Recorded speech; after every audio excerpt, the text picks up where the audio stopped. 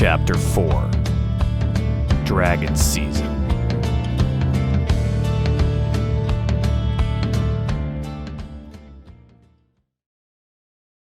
Girl, you look like a goddess in that, though. Thanks.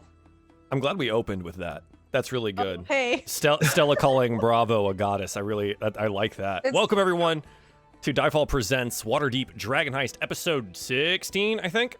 I had everything prepared, and then OBS yelled at me and didn't want to stream it anymore, even though I was streaming less than an hour ago. OBS got tired. Here we are. We're in it now, and that's fine, and I'm going to go see if this is actually the episode that I think it is. Not that it actually matters, but it helps me for later. Yep, episode 16. Look at that. The reason Stella is calling Bravo a goddess is because go click on that link to the Twitter right there. Do it. I said do it. What do you mean no? Listen, Go do it. Listen. Kind of forget that what I say is out there all of a sudden. Yeah, it's like projected to the world for everyone, and then I go and edit it and put it up. I don't know for my people. type, I guess, huh? Yeah. Sam Elliott, if he let himself go, is entirely Bravo's type. Think about it. So welcome, everybody. It's been about 2 weeks since we've played. So let's go around the room, see what everyone's been up to and how they're doing, and then we'll play probably some Dungeons and Dragons unless someone dies between now and then. So Dungeon Dame, how are you? How have you been? What's going on? I'm super. I'm not dead, so that's a thing. Positive things all around. Yes. Yeah, Excellent. yeah, Excellent. Exciting. I was in a wedding last weekend. That was fun. Okay. Yeah. That's good. That's about it. That's about all I've been doing. Wow. Yeah. Okay. Nice. Did you finish your little gunpla guy? Does he have a head now? Oh, or... he does have a head now, and he has a sword. He's like mostly done. Nice. Look at that. Yeah. Slick. It's looking good. Times. Very good. Very good. Well, I'm glad you're alive, and welcome. Welcome to the show, I guess. Mike. Yo. How you been, bud? What's going on? I, on the other hand, am dead. I am a ghost. Okay. Yeah. So, yeah. I've spent the last 2 weeks just struggling with people who are so kind to want to pay me to draw cartoons for them, but don't know, like, even what the word commission means. Yes. Good. Good. So they're very sweet and very nice, but yes, very difficult to work with when they don't know any terms. Okay. Yeah. Okay. So, but are they at least willing to pay you? I think is the thing. That is the most important part, and yes, they are willing to pay. Okay, good. So Then you know what? We can figure it out from there, right? As long as someone's willing to give you money to do the thing, I guess you can change the price when it takes forever to make it happen. So that's your prerogative, but that's good. But it has like me. Oh, well, okay. So everybody, this is Mike the Corpse, and he still is missing his dice. So sucks, man. I guess that's the way the cookie crumbles. Maybe they're in the afterlife. Maybe I will find them on the ghost plane. On the ghost plane. I will go haunt them. It'll be fine. Yeah. There you go. Perfect. Bravo. How you been? What's going on? I've been, just been Yeah? doing my thing. Just, I don't know what that means. What is your thing? I don't know, working. I've been drawing. I have this commission that needs to be filled because I deleted it on accident in a folder with, like, I'd say maybe 30 hours worth of work. Yeah, I had it was a lot because doesn't have any kind of recovery program. So, yeah, I just accidentally hit the folder while trying to delete something else and deleted it. And so I had to mail the person who commissioned me and be like, hey, so I'll drop the price because it's going to take another couple days. Yeah, no, so I've been just busting on that, and I just started Saltmarsh with my friends, so I'm very excited. Oh, that's right. Did you name them? Yes, they've settled on like wicker because I'm gonna change the Wicker was design good. of the I like that mast to make it look Yeah. a little bit more like the bottom of a fishing basket kind of a thing. Sure, yeah. But they still go by a lot of names depending on who they're working with. So yeah, I really, yeah, that was really I cool. loved playing them. It was really awesome. Nice. So yeah, no, Saltmarsh is like the coolest like aesthetic of like a campaign ever. Like we're only in our first encounter and I totally loved it. Yeah. I have it. Like I have all the stuff for Saltmarsh, which we were supposed to do at the end of this campaign when it was supposed to end 4 months ago. So I got to figure out what we're doing with that, but I have all the assets. So, but I mean, yeah, Bravo's already in it, so I guess she can't be in this one. No, I want So all of them. that's too bad. Awesome. That's, yeah, I guess that's too bad. I don't know what we're going to do about that. But Saltmarsh is on the docket. There's too many things to do.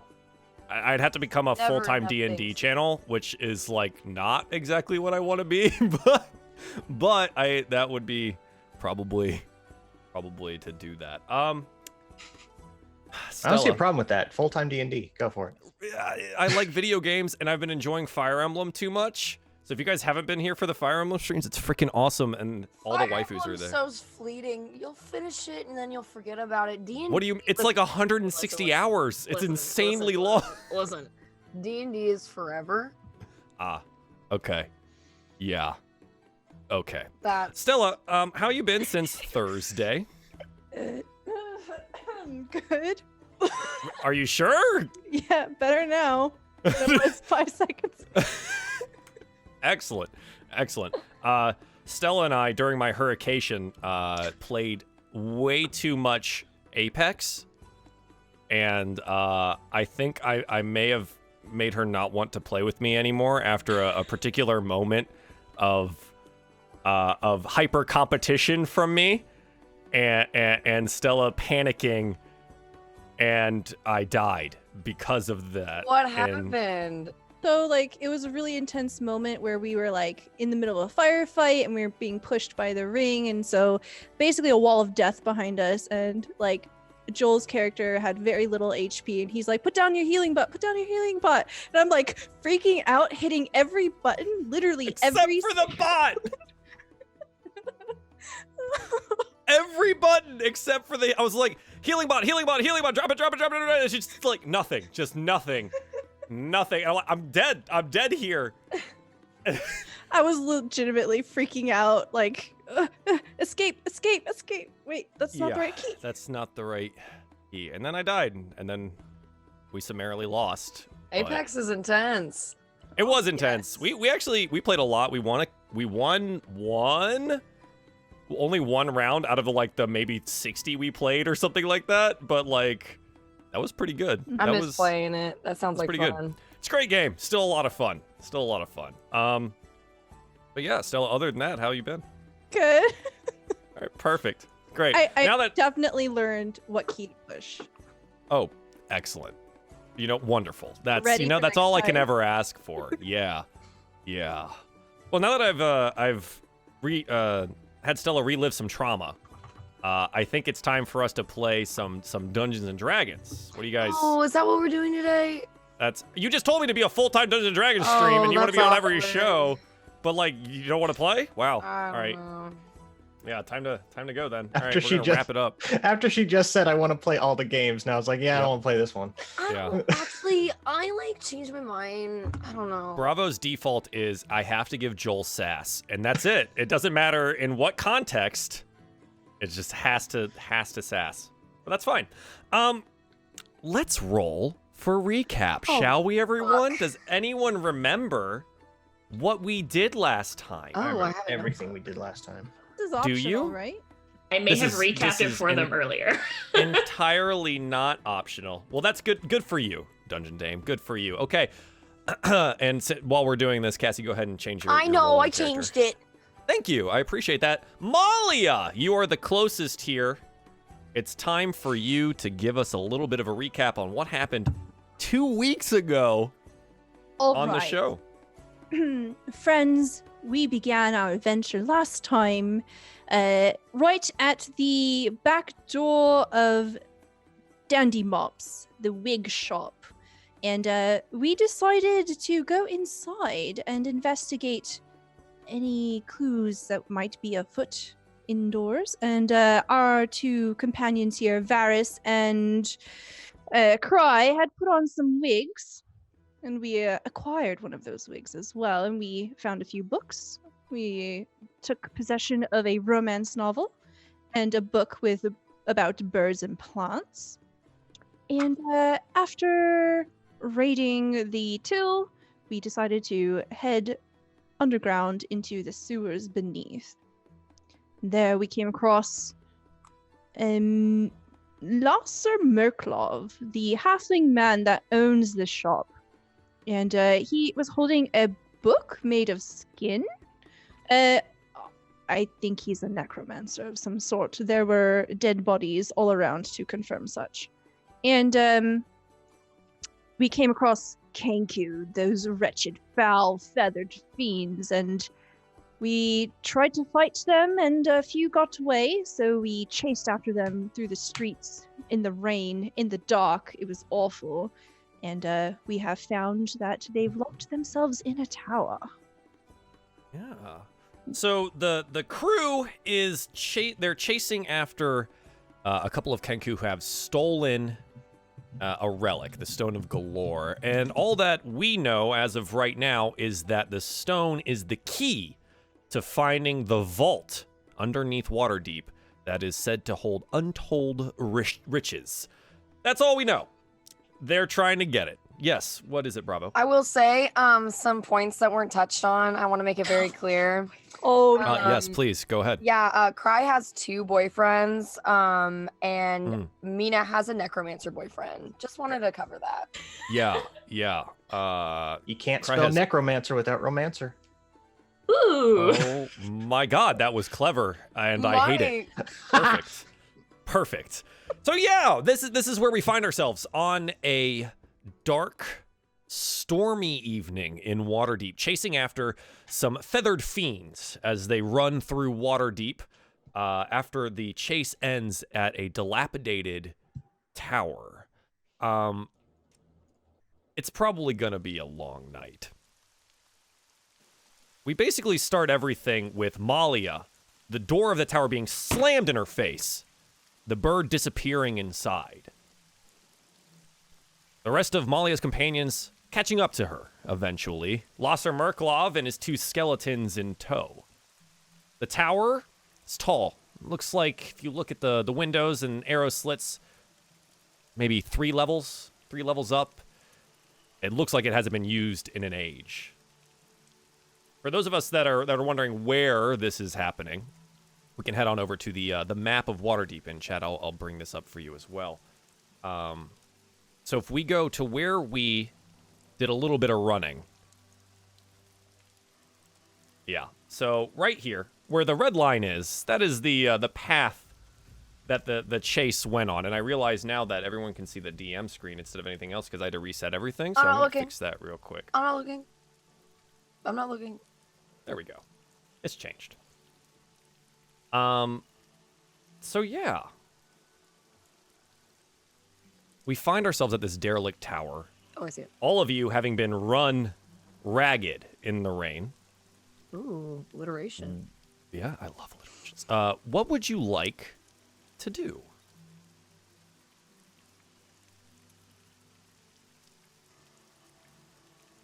Bust it down. Yeah. Yeah. You just want to bust down the door? Bust it. Looking at the door, does it have a door handle? Does it have a door handle? Yeah, it looks like it might have had a handle at one point in time. It doesn't look like it has one currently. If I push the door, will it open? It looks like it's been barred from the inside. So you push against it and it kind of gives like it bangs against something. They've barred the door, she says helpfully.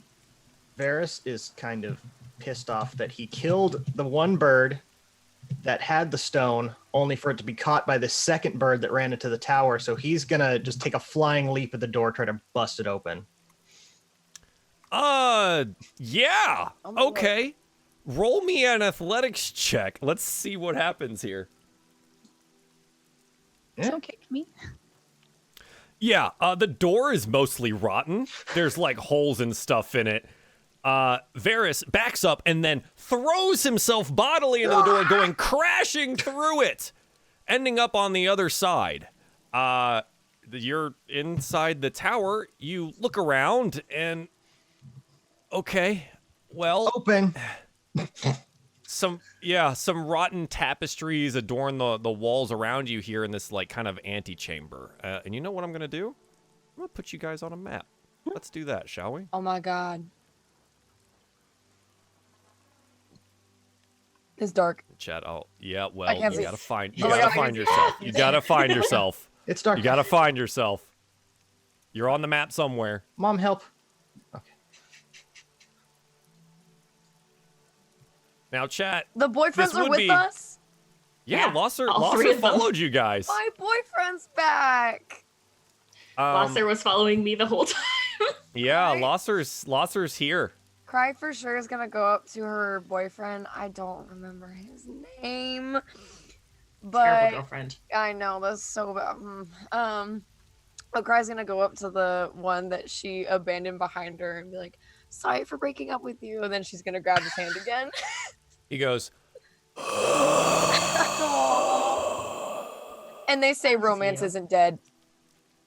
Losser says, now, Richard, be kind to the Richard. girl. Richard! Okay, Richard is my boyfriend.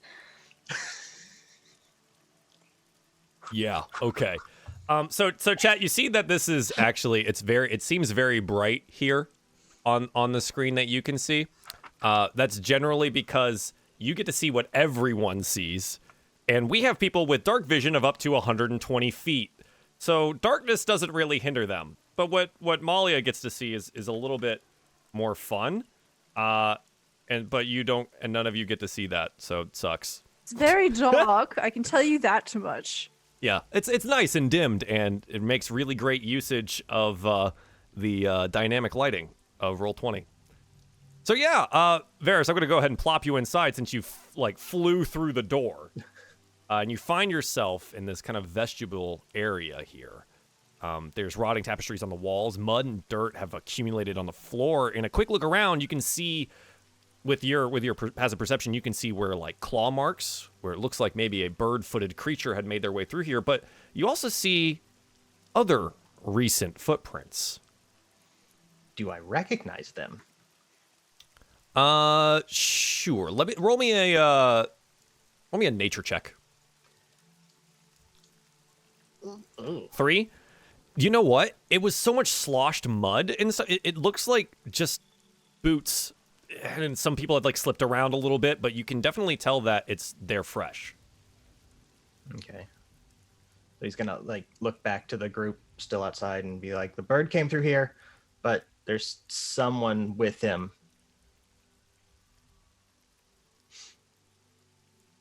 Well, we must be on our guard then. And Malia will draw her rapier. Yeah. Is that another door across Indeed, from it me is that I a see? second door. Varys is gonna walk over to that and take a look-see at the door. Again, it looks like it's rotted. There's some holes in it. Do you want to take a peek through? Yeah, let's look through the holes. Roll me a perception check.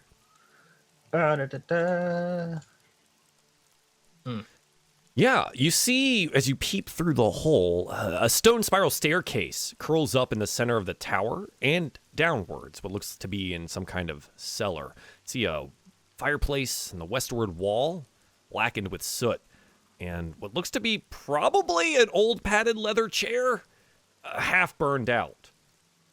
And then you notice some movement inside, but you're not sure what it is. And yeah, he's again gonna look back towards the group and kind of quietly motion and point to the door. They're in there. Cry's gonna shuffle in there with her boyfriend friend. It's going in too. Yeah, you shuffle on inside. Are you trying to be stealthy here? Yes. Roll me some stealth. And let me go find some skeletons. And if they are if they can even be stealthy. I think as you like drag the skeleton inside, Losser's gonna be, maybe we should stay out here, away from danger. Like a big exaggerated. She's gonna let go of Richard. Like, bye, Richard. Okay. They're gonna stay outside, I think. In the rain. Because they don't like fun. Getting drenched. Yeah, they like kind of pull up to like the side of the tower, hoping that some of the overhang protects them from the downpour. It's not.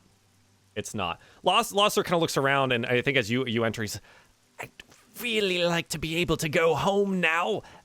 Maybe we can catch up later. Where could I find you? Mina.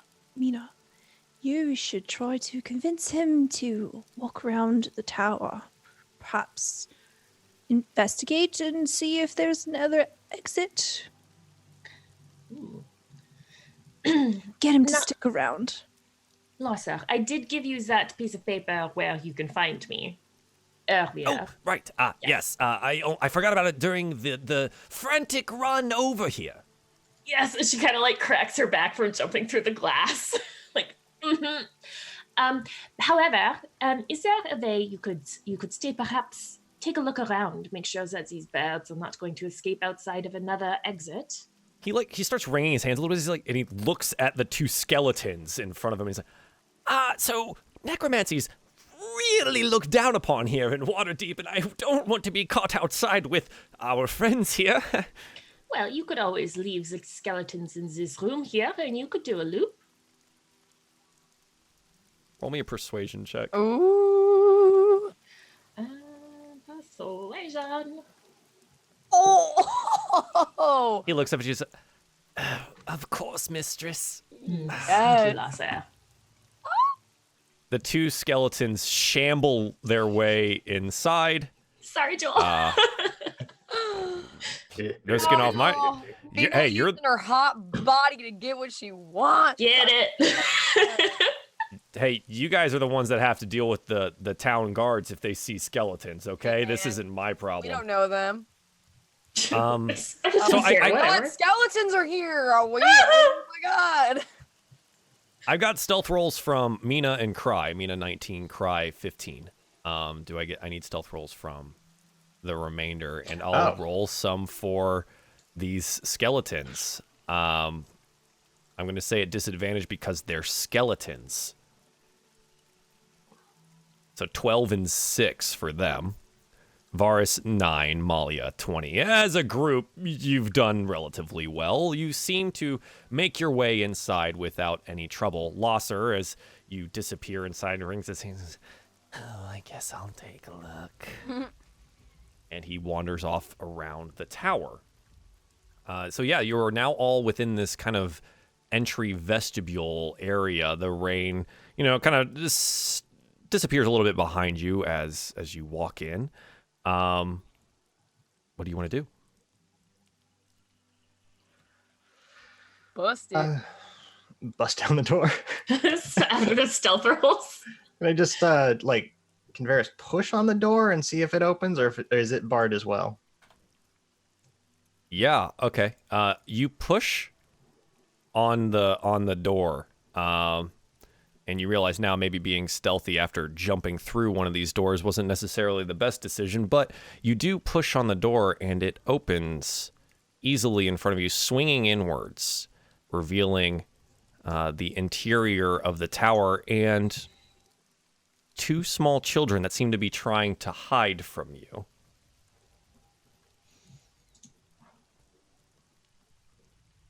One peeking around the kind of burned out chair, and the other one that seems to be hiding behind the side of the stairs.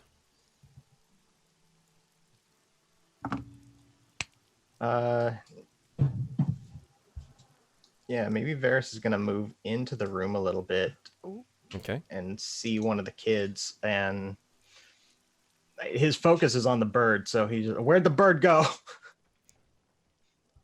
You're yelling at a rather small, kind of portly looking boy. Varys is hot and tired, and he just had his kill stolen from him, so he's pissed off. He has no time for this. Fry's gonna like loom over Varys too to like. Oh no! Malia will like keep her hand on Mina's shoulder. It's like, oh, it's very dark in here, my love. I can't see very well. She just like got her hand on Malia's and bringing her through the room. Yeah. The small boy is holding. He has a cloak and a toy wand. And he's like kind of pointing at you, and he's holding a stuffed little owl bear, and he looks over at the girl across the way that was hiding behind the chair, and she looks a little taller. She has a toy sword she's holding out threateningly, and then she like makes some hand motions over to the boy, and the boy looks. They took him upstairs. They took our friend. Will you help? Who's they? The bird. There's a blackbird. He had a knife. The bird took your friend upstairs. And he took Squidly. He took Squidly and he took him upstairs. Squidly? Not Squidly. Who names their child Squidly? People who also abandoned their child in a tower. I don't know, Squidly or something. Yeet. This is when we find out that he has 8 legs and a beak. It's like, oh, that's why. Oh, Varys, you've lived in Waterdeep for quite some time. You do notice some like 2 additional accoutrements on these children. They have these troll masks kind of attached to their belts. It seems that they probably were wearing them outside. You know that it's Trolltide in the spring. It's kind of a time of mischief, especially for children. It's our equivalent to Halloween. Waterdeep Halloween.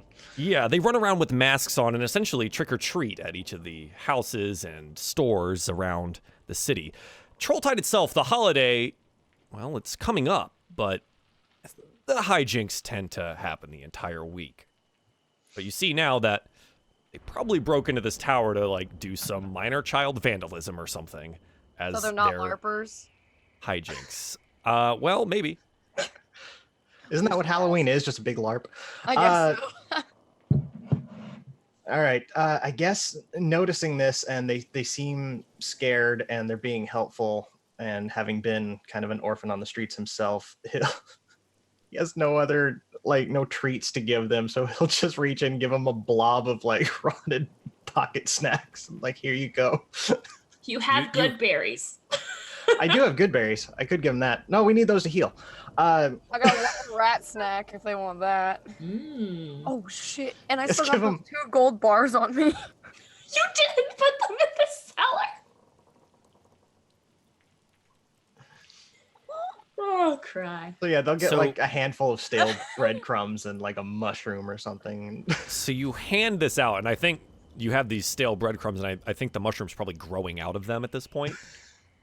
And you hand it to the small boy, and he looks up at you, and are you going to help us or not? We'll help. Just eat your snacks. Happy, what was it called again? Trolltide. Trolltide. Happy Trolltide. Merry Trolltide. Oh. Happy Trolls. He like puts the toy wand away and takes the snacks from you and looks at them questioningly, and then like retreats over to where the girl is on the other side. And they kind of just look at you guys, just waiting. Yeah, Right. Mina is in the background going, "Don't eat the snacks," like mouthing. Varys just puts his hand over her mouth and like, no, eat them. They're good. Malia will No, summon Kiggs and boop, and she'll put Kiggs down on the ground and say, "Kiggs, stay here and keep guard. Make sure the children are not in trouble. Meow very loudly, and I suppose you can talk to me telepathically if they are in trouble." Kiggs kind of just cocks its head, looks up at you, rather bored, and goes, "Meow." Good kitty. Scritch, scritch, scritch. All right. And then I guess Varys is going to start sneaking his way upstairs. I mean, I guess sneaking doesn't mean anything now. We've busted through the front door, but roll me another stealth check. yeah, he'll ooh. Sneak Yep, boy. natural 20, 27 as Varus heads up the stairs. What is the rest of the crew doing? Follow. Yes. Yep. All right. Additionally, as stealth, attempting to stealth. Yeah, ye. Oh. Okay. Mina 17, Cry 10. I think my boots let me do something when I stealth. Yeah, they give you. I think they're elven kind. Yeah. You should have the thing for that, unless I didn't give it to you. But you should have boots of elven kind in your inventory. They give you advantage on stealth. Okay. Sneaky.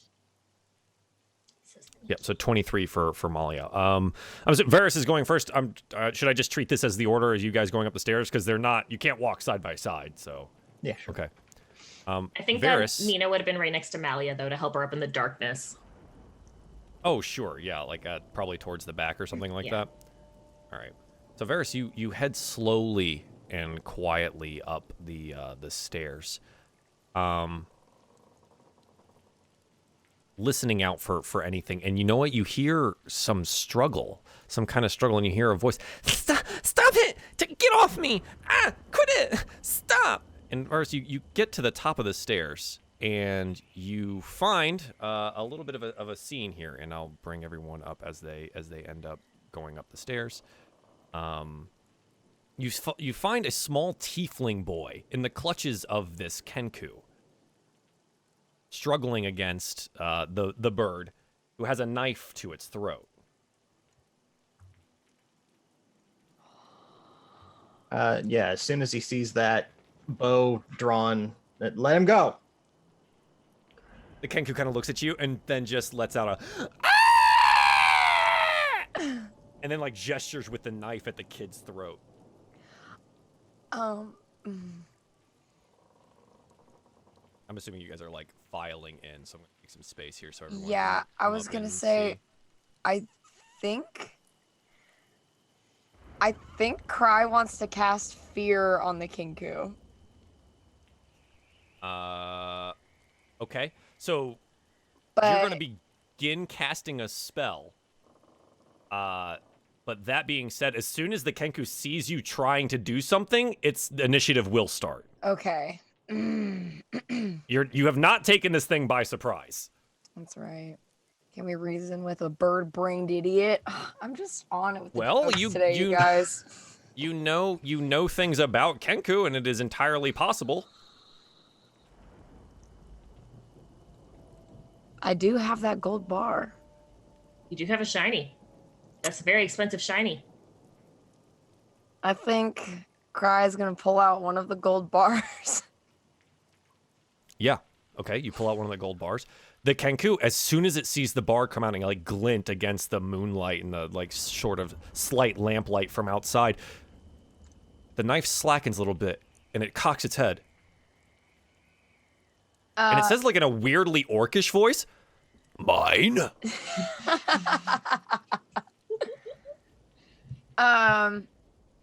She's gonna nod, and then she's gonna hold her hand out and be like, "The stone." Kenku cocks his head and goes, it sounds like a gnome sitting at a desk in a tavern somewhere poring over some kind of book, and goes, Oh God, do I? and it cocks its head back, and it puts the knife back up against the child. And Oh God, do I give him? it sounds like a halfling barter at this point. No, I'm gonna need more than that. Fuck. Cry. Oh, so Do much it. for being rich. Do it. Cry pulls out 2.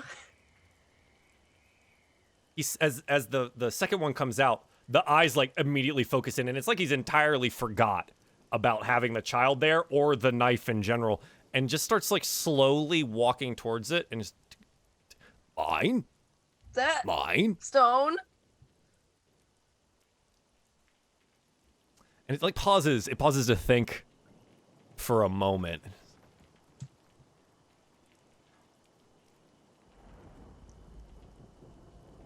At that moment in time, Squidly kicks the Kenku and runs down the stairs past you, all the way down towards his friends. There goes the legend. Ah! Ah! Ah! But he comes back and he looks at the bars. He reaches inside of his tattered cloak and pulls out this tiny, maybe palm-sized green stone and proffers it forward. He puts the blade away and holds out the other hand for the bars. Oh, I don't want him to make off with the stone and the bars. I want, like, Cry's gonna do the thing where it's like both hands are, you know what I mean? Like, so they can be taken at the same time, not like hand over the bars, expecting him hand over the stone. Oh yeah, sure. I mean, the Kenku is there. He understands what's happening here. Probably having made trades like this before with maybe other Kenku. Mm-hmm. Where they trade their shiny baubles and things to each other. Like, prepares to drop the thing. He holds it close to himself, though, and, like, points at the stairs. And kind of like a... yeah, like, I guess like a sailor's voice. And he's, "Make way on the gangway!" Oh, he wants us to secure his release. I guess I'll take off 2 gold bars from my inventory. Do you make room for him to go down the stairs? Cry does, yes. The rest of the party? I mean, Varys will back up, seeing how this is played out, but he's still got his bow drawn on him. Like, if he tries anything... Yeah, scooch out of the way, but definitely ready if he tries to do anything shady. The Kenku is like backing down the stairs with his hand out, like outraised, and he's waiting for probably Cry to follow him a little bit, so he's out of the way of you all. Cry's gonna follow. Yeah, so you're about halfway down the stairs, and he then turns his hand, his feathered hand, over where the stone is and snatches at the gold bars. The stone is falling right now. Oh. Catch the stone! As soon as he gets the bars, he's gone. Just disappeared. 3 sheets to the wind. The bird is running. You hear him like kind of trip over some of the wood pieces from the door that's been like scattered inwards. And you are now in possession of the stone Not rich anymore. of Galore. Yay! About time. Cry, your hand closes around this like glossy greenish gray stone that fits in your palm. And you look at it and it looks like it has 3 eyes on top of it. Nothing happens as of yet. You're probably going to need to spend some time with it to understand any more of its properties. Okay. Those of you that were not taking part in the exchange here, roll me a perception check, please. Oh my god. Mina 21, Varus 12, Malia 8. Malia, it's so dark anyways, it's almost impossible to tell what's happening. Mina, you hear something. It's a familiar sound. Where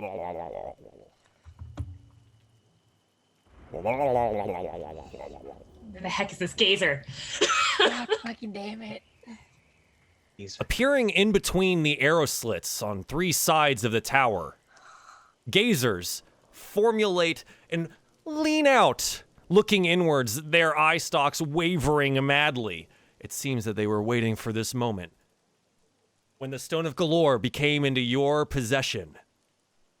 And I'm going to need everyone to roll some initiative for me, please. I'm so fucking done with these goddamn boys. Finished.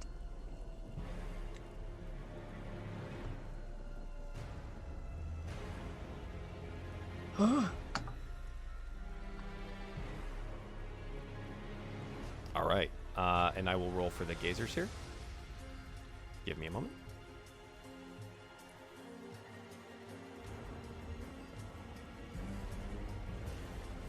Oh, let me roll. Oh, there we go. I like the second one that we faced. Bravo was like, no, don't kill it. Now she's like, I'm done with them. I'm just finished. I'm over it. I would be too. They always show up when you don't want them to. All right, Chad, I'll show you the initiative order here in just a moment. So these 3 gazers popping out of the arrow slits here in the tower. Varus, it seems that you have the first move here. You've seen these gazers before. You've heard their warbles, their cries, their obnoxious ice beams and such. You've torn a couple eye stalks off of them, and yet here they are, going to try and take the Stone of Galore away from you after all of your hard work. Nope. Yeah, I've still got my bow drawn out, so I'll turn around to the one kind of to the bottom right of me. Yep. And to like peek out of the arrow slit there? Yeah, if I can just like pop over here, see him, and pop him one. So if you, I mean, he's outside-ish, but that is still quote-unquote 5 feet. If you put yourself kind of back here in this location. Oh, back in here? Yeah, you won't incur any like disadvantage of him being right there. I don't think you have a feat yet that allows you to be that close for firing an arrow. No. Okay. So back there you'll be totally fine. Go ahead and roll me some attack. Get shot, nerd. Oof. Yeah, 27's absolutely gonna hit this guy. 7 piercing damage. Yeah, you let go. The arrow flies through the tiny little arrow slit, exactly what it's designed for, and slams into the gazer. You see it like warble in air, and then it's like slavering jaws and its sharp teeth. It's just, Gross. Is there anything else that you'd like to do? He'd like to attack again. Yes, he would like to attack again. Oh my god, that's right, you have 2 attacks now. A voice from the heavens forgot. reminds Varus that he can now shoot twice. And I forgot. Hit him again. Shoot him again. 28, yeah. Frick yeah, that's gonna hit. Deal you 5 more piercing damage. Yeah, this thing, if it had legs, would be on the last of them, but it's still, with 2 arrows out of its pudgy little round body, is like, and it's a couple working eye stalks still focus around you. The gazer on the opposite side floats in. Hang on. I also have, what was it? The Colossus Slayer, where if a creature is not at full health, I get an extra D8 of damage. Sure. Okay, roll me a D8. I forgot about that thing too. Whew. So I give him another 5. I mean, yeah, it works. It dies. The last one, it seems to remember that this second arrow probably should have killed it. And then it falls all the way down. You hear it in the mud below, and you hear something else from a, what in the, what was that? Hello? So wet and cold out here. Poor little necromancer boyfriend. And like we watch as like the camera pans down to where it is, and he looks at the ground like, And he picks it up, puts it in a bag, and then disappears into the shadows. Sometimes the second arrow takes a minute to kill it. Yeah. It takes some time to like, kick in. It forgot to die. Indeed. So that one's dead. Great. Okay. So the gazer at the rear here, at the northern edge, floats into the room, and it's going to do its thing. So it's gonna roll this. Just in case everyone forgot. Oh yeah, Cry has lice. Turns out. And then hang on. I have to roll this 2 more times. Okay. So this one, so it's gonna come over to like right here. It targets Varus as it watches it shoot its friend out of the sky with a frost ray. Please roll me a dexterity saving throw, Varus. Oh my god. Ooh. 25. Yeah. So you make the throw. Great. The frost ray slams into the wall behind you, but you can feel its cold biting at you. The other one was number 2, 4. Okay, so Mina, roll me a wisdom saving throw as a dazzling light ray shoots out. Yeah, unable to make the wisdom save. It seems that you are charmed. Your speed is halved, and you have disadvantage on attack rolls. And this geyser is, well, it seems nice and cuddly. Maybe it just needs a hug. Mina has another boyfriend. Yay! Just collecting them all. Turns out, yeah. The next geyser floats its way on the inside here, and is going to come right up close with Malia, and it's going to try and bite you. Ah! Does a 10 hit you? No. Dang it! It gets really mad about that, and it's gonna shoot some eye lasers in everyone's general direction. So it's gonna try to fear you with its fear ray. Roll me a wisdom saving throw, Malia and Cry. I'm not very wise. Nope. Oh no, Malia, you're not very wise. Cry, you make the save. You're able to resist the spooky, floating, teeth-mouthy, eye-stalked thing. Malia is not so lucky. You are now frightened until the geyser's next turn, which means you must run away from it as fast as possible until you're able to resist. The thing tries to bite Malia, and she's like, "Ah! What is going on? I can't see anything." Just go. Yes. Cry, it is now your turn. There's 2 geysers in the room. I'ma kill him. Kill him. Okay, I will. I'm gonna get this guy right here. I'm gonna step right there, and I'm gonna witch bolt it. Yeah, okay. I think Witch Bolt is technically a ranged ability, so it will be a disadvantage at this range. Okay. One more time. No, I mean, it already rolled I with rolled the disadvantage. So I'm just letting you know I'm taking the disadvantage portion of that. Yes.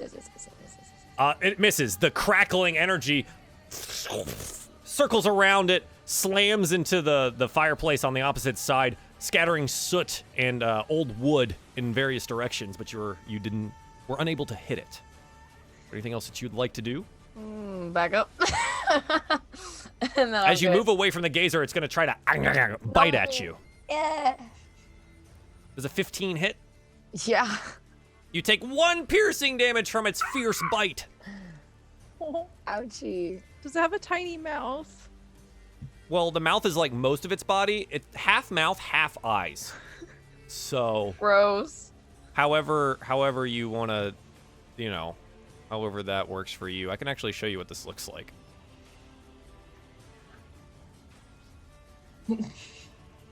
Ew. So that second picture there. See, he's like half mouth, half eyes. Basically Mike Wazowski. Yes. Yeah. With like laser beams. It's disgusting, and I hate him.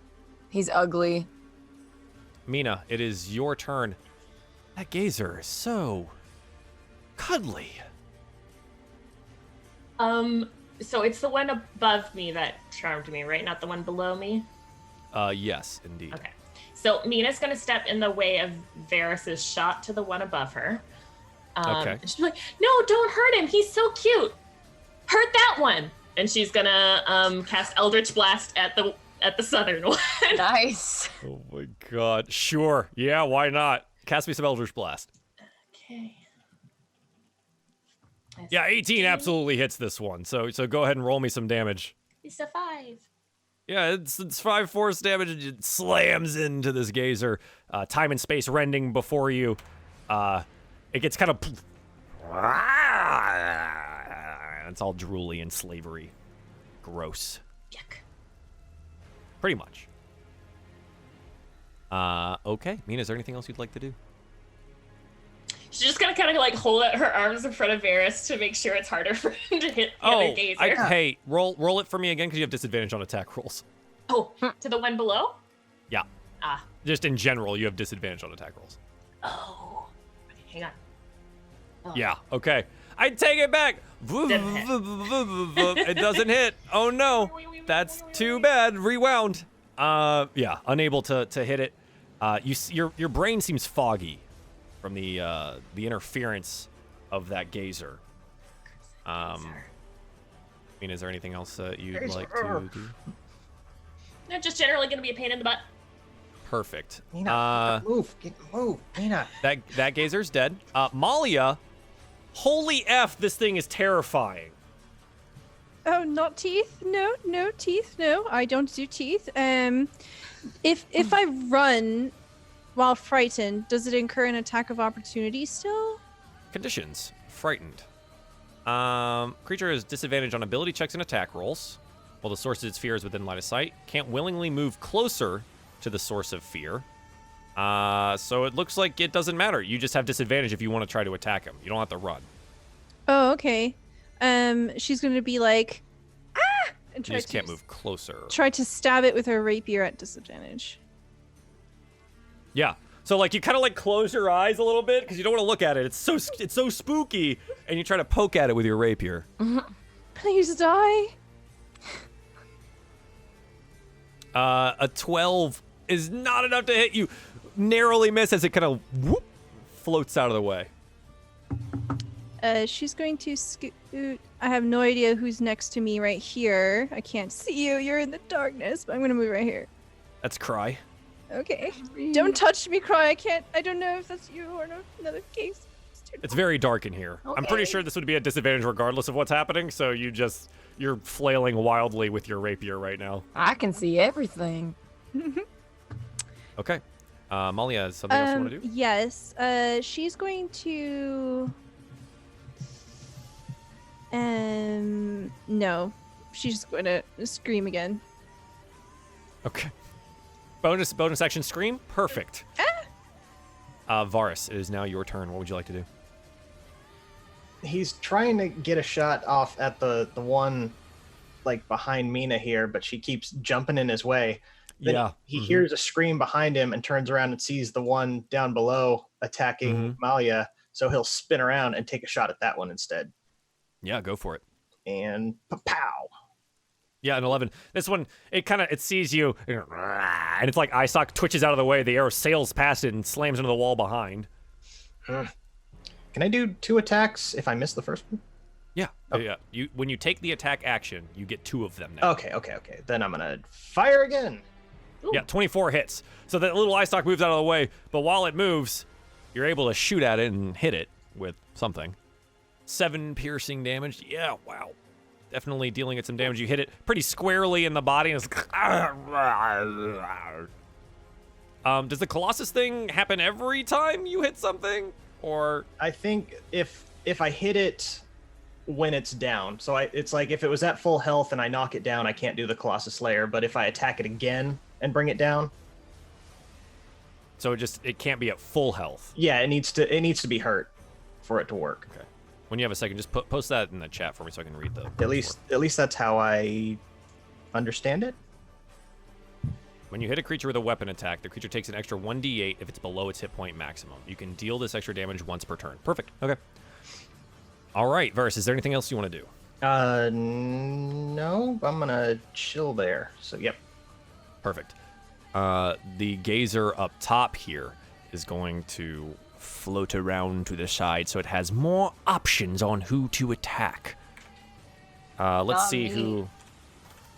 Well, let's find out. So it's going to attack 2 different people. It's going to shoot off a laser beam. It's going to attempt to fear. Since it's the beginning of the turn, the charm wears off on Mina. But also, it's going to attempt to fear you. So please, Mina, can you make me a wisdom saving throw? Can indeed. A 5. You are now deathly afraid of this gazer behind you, and you're unable to come any closer to it. There we go. And the second one goes after another fear ray, lashes out at Malia. On the other side of the room, Malia, can you please roll me a wisdom saving throw?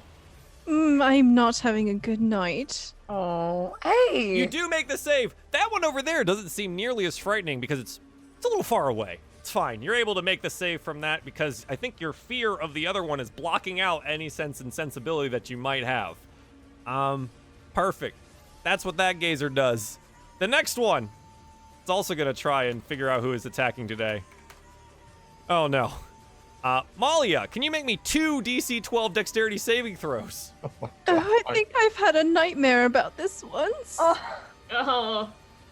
Well, at minimum, you aren't afraid anymore, but also you're gonna take 3d6 cold damage as these 2 lancing frost rays slam out at you, dealing you 11 frost damage. You feel the cold burning into your bones, and probably gonna develop some kind of frostbite.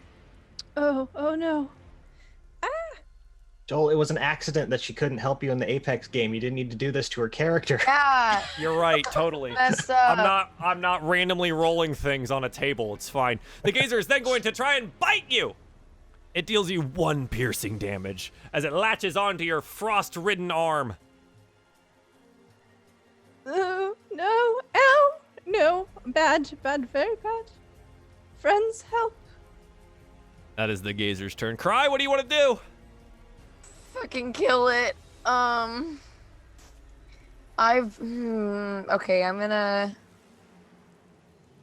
I'm just gonna try and witch bolt it again. The one right in front of me. Okay. Okay, listen. Imaginary virtual dice. You can't keep doing this to me, alright? Indeed. 14, just enough to hit the gazer. I'm assuming the one Right in front of me. Yeah, okay. Go ahead and roll me some witch bolt damage as it slams into the gazer. Yeah, the beam of crackling energy hits the gazer, dealing it just enough damage to where it fries itself and falls to the floor. Yes. Dead. Cry, what else would you like to do? I definitely want to put myself between, well, I guess I am between. I just want to make sure Molly is okay. So I'm going to reach out. She's going to reach out and be like, it's me. And touch Malia. Cry. You're okay. I recognize those cold hands anywhere. Cool, and I just want to make sure, I'm between the gazers and Malia. Or there's only one left, huh? Mm-hmm. Yeah, there's one currently towards the north here. Cool. Seemingly unharmed, but Mina, it is your turn, and you are so afraid of this gazer. Alright, it's not cute. Kill it! And she's gonna Eldritch Blast at it. So the lovely meta pigeon over there reminded me I'm supposed to have 2 Eldritch Blasts now that I'm 5. So I'm gonna do both of those this time. Roll me one at disadvantage first. Yes. Because you are afraid of it. Very afraid. The Eldritch Blast rents through the air and slams into the wall behind it, just blasts off all of this old stone, missing. But go ahead, roll me another one at disadvantage. Oh, 22. Yes. This one, as you lash out with both your hands, finds its mark on the gazer, dealing it 13 damage. Yeah, okay. It explodes in a bunch of spittle and grossness. Unable to keep itself together as time and space opens itself inside of it. Jesus. Splatters against the wall. Mina, you now find yourself wet from the rain and also wet with gazer gore. Ugh. Yeah, it's been a wonderful day. But you seem to have eliminated the enemies around you, and you're still in possession of the Stone of Galore.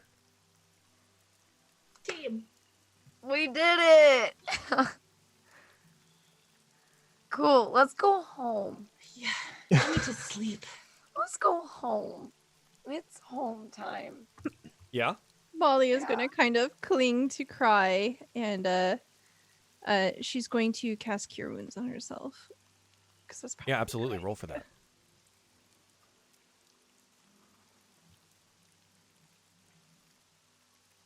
Ignore the sneak attack. Just sneak attack your heel there? Is that Very stealthily heal myself. Nice. So these little, like, flakes of what look like rose petals glowing pink just kind of form around her. And it kind of like eats away at the frost, maybe a little bit at least. And she feels like a warm sensation as her cure wounds heals her. She looks... Yeah, you feel significantly better. The frost kind of falls away off of your arm and feeling okay. Feeling okay. I think at this point there's a little... And a little imp boy looks around. Huh! Well, that was wild! So, what's that? The green, like, stone-looking thing? As soon as he pops into existence, Varys is going to, like, leap back, because he still hasn't seen him yet, because he was on top of the table when Varys was underneath it, so he's kind of like, yeah, Jesus! This is Tipo, my new friend. Oh. Pet, pet, pet, pet, pet, pet, pet, pet, pet. He's not a dog. Would you stop that? Just answer the question. What is that? This is Kai's, and it is the Stone of Galore. And do you remember when we talked about all that money I was going to be looking for? Yeah. This will help us find all that money. Oh, yeah, I like this. Do I get some? I get some, right? Sure. And he just, like, wipes out. Cry, knowing that he's around but invisible, is gonna keep the stone really close to herself. Yeah, sure. That's a good idea. So yeah, you guys are in this like dilapidated tower. The rain still falling outside. It is solidly nighttime now. The magical lanterns of Waterdeep are out, like, you know, on the street and stuff. So you have a little bit of light, and the moon is high, though it is cloudy. Is there anything else you want to do in the tower here? There are you do remember that there is a basement to this, and there were children downstairs, and skeletons, and potentially Losser Merklov, but... So what do you guys want to do? My boyfriend. Let's go back down there. Okay. Should we say hi to the kids? Fucking what Make was sure his they're name? okay and did not eat the snacks. Squidly. Yeah, so you guys head down the stairs to find that, well, the kids are gone. There's no skeletons. There's no Losser. There's no bird. Just the mud and cobwebs and dilapidation of the tower. My boyfriend left. Don't worry, I'm sure he'll be back if Losser has anything to do about it. Okay. She like pats Cry on the back. Varys is going to take a quick look at the stairs going down and seeing if there's any maybe wet or muddy footprints going down that way. Yeah, roll me survival for footprints. Survival. I'm good at that one, but not in that roll. But not this time. There are definitely footprints. You're not super sure when. I mean, but like, knowing those kids, you've been those kids before, right? They probably went down there at some point in time. So nothing necessarily suspicious that would lead me to believe that there's maybe goings-ons down there related to all of the stuff that is happening under the city.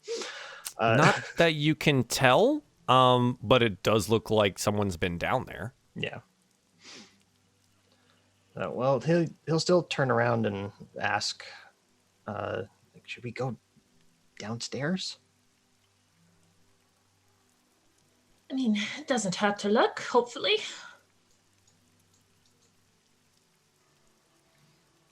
Okay, so you guys head downstairs? Mina, hold my hand. I can't see. Yeah, it's even darker down here. Malia, you do have torches if you want to make use of them.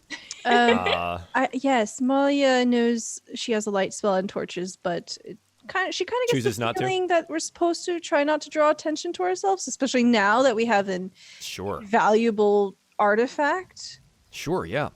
You walk down the stairs and it looks very similar to what's her name's house and kind of its dilapidation, but also that it could have been where the frick is her name? I'm Grinda? such a dummy. Yeah, Grinda Garloth's house. In that it has a fireplace downstairs. There's also a cauldron on an iron hook, and it looks like a portrait of someone with a beard and long pointed hat above the mantle. It's littered with shards of broken glass and burned scraps of paper, twisted pieces of metal. Some furniture is a rocking chair, a table, and charred remains of a bookshelf. Everything in cobwebs. It looks like this was probably some kind of like a wizard's lab or an alchemical laboratory of some kind. There's also a door in the corner.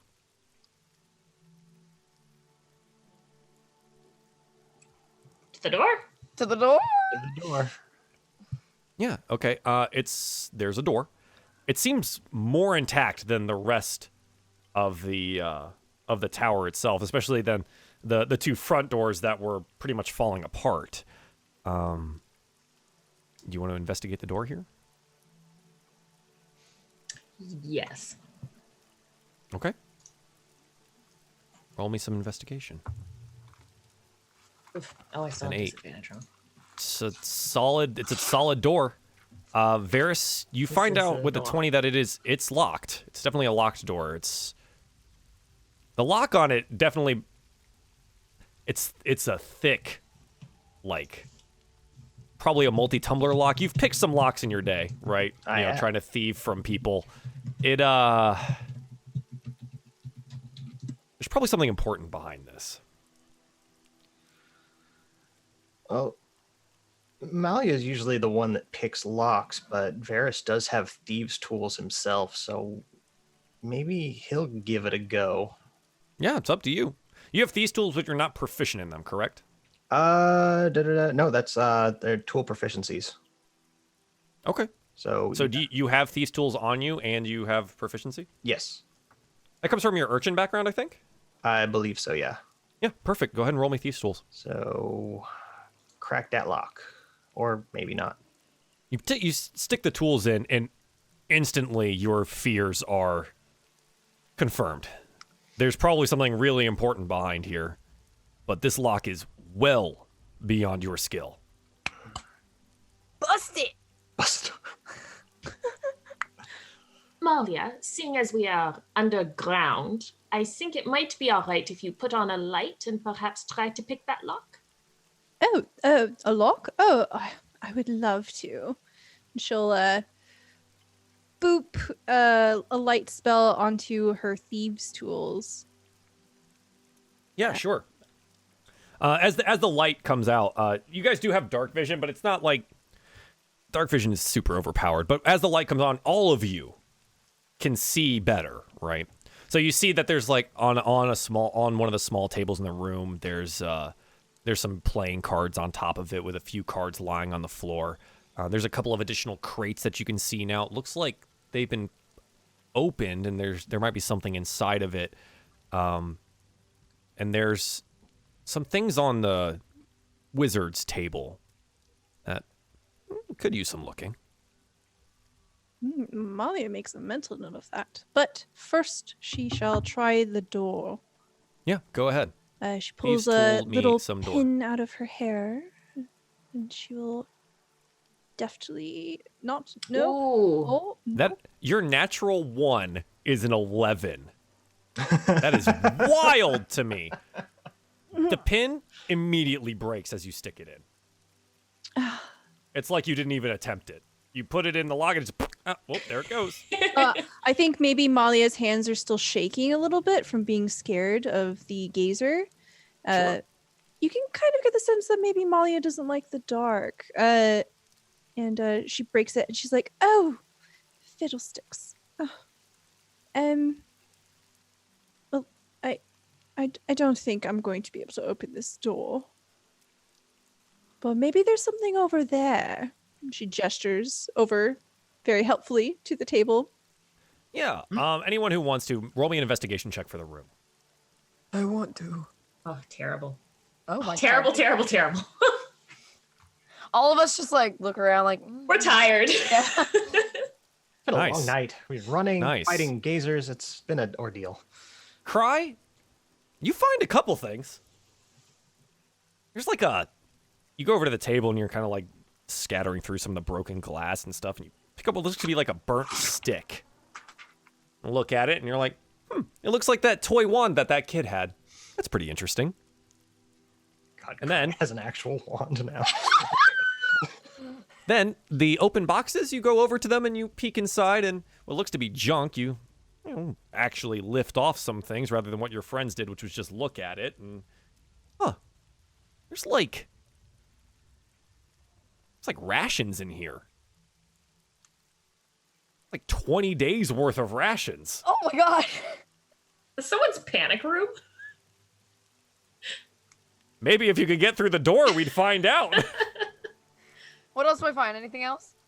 Those are the two things with a 9 that you find. Is it a wood door? I mean, if you want to go look at the playing card deck. Yes, please. It's like 30 of the 52 cards. Okay. Cry doesn't know. She thinks that's a full set. He has twice as many cards as he needs here. What? Why is he playing with 2 decks? It's so weird. Okay, I want to go to that door. I want to get an idea that if I were to, I don't want to say shatter because that's such an intense spell, but bust it down. How easy would it be if I bust it down? Are you trying to bust it down magically or physically? I'm trying to feel the door to see what would be more successful. If that makes sense. You know what I mean? Like, ooh, is this gonna go with like a spell, or do you think Varys can throw himself at it again? Investigate the door. Roll me an investigation of the door. Investigate the door. Good, I've become the cannonball elf now. At least we're not using you like a battering ram. I got a 17. You did. Knock knock. Did you have a 17? There it is. Oh, yeah, there She's it like is. listening to the door. She licks the door. She smells the door. Scratches the door. She wants to know everything about the door. It's a thick, solid wood door. Thick. The lock, as much as you know about locks, looks complicated. If you threw Varys at it, likely he would just bounce right off. You'd probably need an explosion of some kind to physically force yourself through the door. Hey guys, what if we knock? Try it. Okay. You wait. There's no answer. DM, with my thieves' tools, I did only have one. Does that mean, does breaking it mean like, is the whole set gone? No. Okay. You have a set of thieves' tools, and I'm not gonna like nitpick it enough to keep track of how many like lockpicks you have. You're fine. Like you just broke that one. You're just like, frick, man, that sucks. Yeah. If you gave it another go, you'd probably be able to get it. Another go. I think I'll try again. Try again. This time I'll take a deep breath. Oh, 30. That's a natural 20. Oh my god! And the DM's words ring true. You pull out another pin, and you're like, you steady your hands. You're not afraid anymore. It's okay. You have your friends around you, and you take your time. And the door opens. Acid. Not again. Not again. You open the door. Do you walk in? Oh, hell no. Malia backs up. Cry's gonna peek her head in since she has good dark vision, and she's just gonna like. Yeah, the room is dark. There's no light. There's no windows. It's underground. But you do see inscriptions on the floor. They look to be carved in runes in a circle. It's a trap. Is it a magic trap? Roll me an Arcana check. Okay. Oh, I love rolling. How smart is Cry about magic? Not- I guess is Not very. Smart. They're runes in a circle. Okay. There are rooms in a circle, she says. Should I go in? Hang on. Tipo, What? you know what that is on the floor there? Tipo looks down. Teleportation circle. What? Oh. Thank you. Is it, where, is there any way to know where it goes? Nah. Teleportation circles aren't for going. They're for coming. They're for what? Arriving.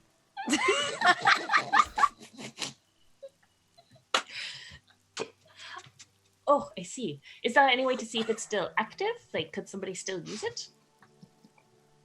If it's there and it's been powered by magic and made permanent, it's there forever until someone ruins the runes.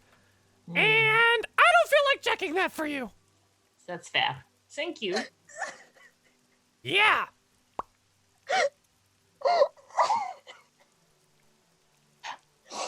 Is it the teleportation circle? It's a coming circle. Crux- It helps you come and it helps you go.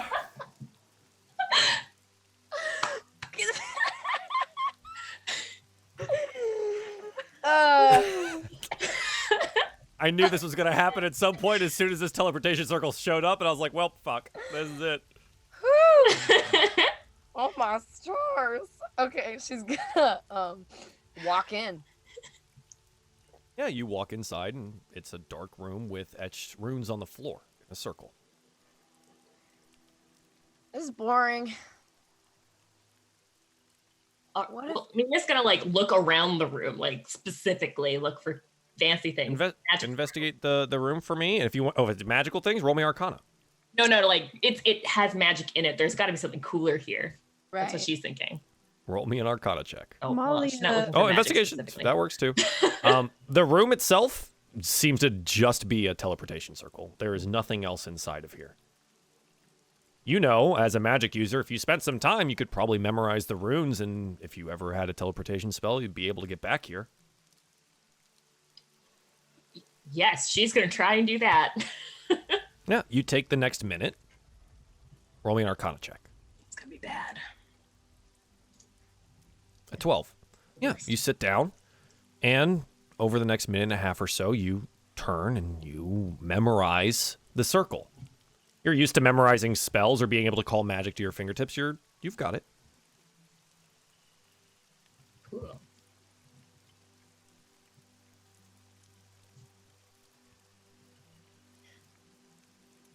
Well, there doesn't look like there's much else in here, but I think we'll be able to come back here, perhaps, if we find another teleportation or if we ever have to cast it. Why would we want to come back? Just in case we ever get ourselves into a sticky situation and we need a quick getaway. Cry, you must remember what I've told you before. Always know the way out if you ever go in anywhere. Oh. Have a plan of escape at all times. Okay, I remembered it. Good work, my darling. Cry. You now have, for some reason, these arcane symbols in a circle etched into your memory. I straight up beautiful mind it. Like, I was like, and I absorbed it all into my brain. Yeah. Okay. I'm gonna what put else that would in you my guys like to do? inventory, just so I don't forget. Yeah, do it. Go for it. Also put a charred wand into your inventory. That's right. And okay, I wrote them all down here. I'll get them over right now.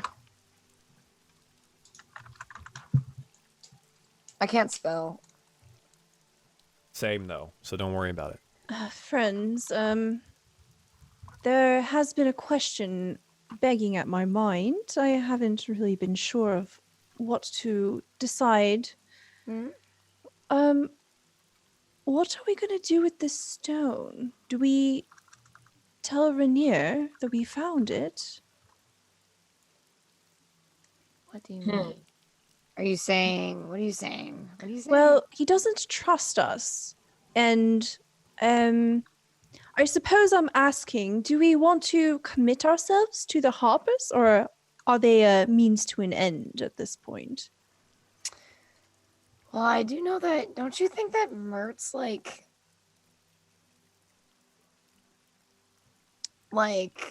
very talented and very, very busy at all times, yes. I was going to say what you said one time when you were describing that one bartender as sexy, but that works too. So are we going with the sexy option or are we not? Malia blushes as she Mina does not find Mert attractive at all. She's very confused. Cry has no concept of attraction outside of what Malia has told her what is attractive. Which I'm sure is everything. Oh my gosh. I can imagine Cry and Malia just like out on a porch overlooking like a busy street. And then like they're just sipping coffee and Malia's like, hot, not hot, not hot. Cry's like taking notes. The only thing I am a little concerned about with telling René is the fact that we might not get these dragons that this stone leads to if we tell him we have it. That's true. He's our friend. He would share. Is he our friend? I think the dragons are technically his. Didn't his father used to own this stone? Yes, and he's quite angry at us. I don't know if he's really our friend. Shoot. Well, I don't know what to do. He was angry because he thought we were working with the bad guys. So if we show him that we're working with him, he won't be mad at us anymore. I mean, sometimes people are not as simple as that, Varys. He thinks we betrayed him in any way that could carry with him for the rest. Let's take a nap. Yes. We can think about it over breakfast wine. Yes. I'm always better with breakfast wine. To Troll Skull Manor. Our party will make their way back to Troll Skull Manor. But first, we're going to take a little break. It's 5:30. Right. We're going to take a short 3 to 5 minute break. Thank you, everyone, for tuning into DieFall Presents Waterdeep Dragon Heist, episode 16. We'll be right back. Hey, guys. Once again, thank you for tuning into DieFall Presents Waterdeep Dragon Heist, episode 16. If you'd like to get caught up on any of the other shows or this show in particular, head on over to the YouTube channel. That's youtube.com/RunawayRobot. You can also find us in podcast form, which is super duper dope. All of the Waterdeep Dragon Heist ones are now up in podcast since I had to go back and re-upload them. We're on iTunes, SoundCloud, and Spotify under DieFall Dungeons and Dragons. Big thank you to the support for today. Relux, the Relux, Mary, the Mimic, Sif Slayer, Jorian Drake, thank you all for the follows. Jorian, thank you for the 3 bits. And Mercury Ion, thank you for gifting a sub to Jorian Drake. Jorian, enjoy that. Your robot's now under construction. We'll be back in about 3 to 5 minutes. I wish it had restarted just as she said that. We did. Yes. We totally did. Bravo has a fig. Welcome back, everyone, to Waterdeep Dragon Heist, episode 16. Our heroes are going to try and make their way back to their home, Troll Skull Inn and Tavern now, rather than just Troll Skull Manor, a thriving business in the North Ward of Waterdeep. As you guys make your way down the roads and alleys in the darkness and in the always continual rain, you guys roll me a perception check, please. Baby.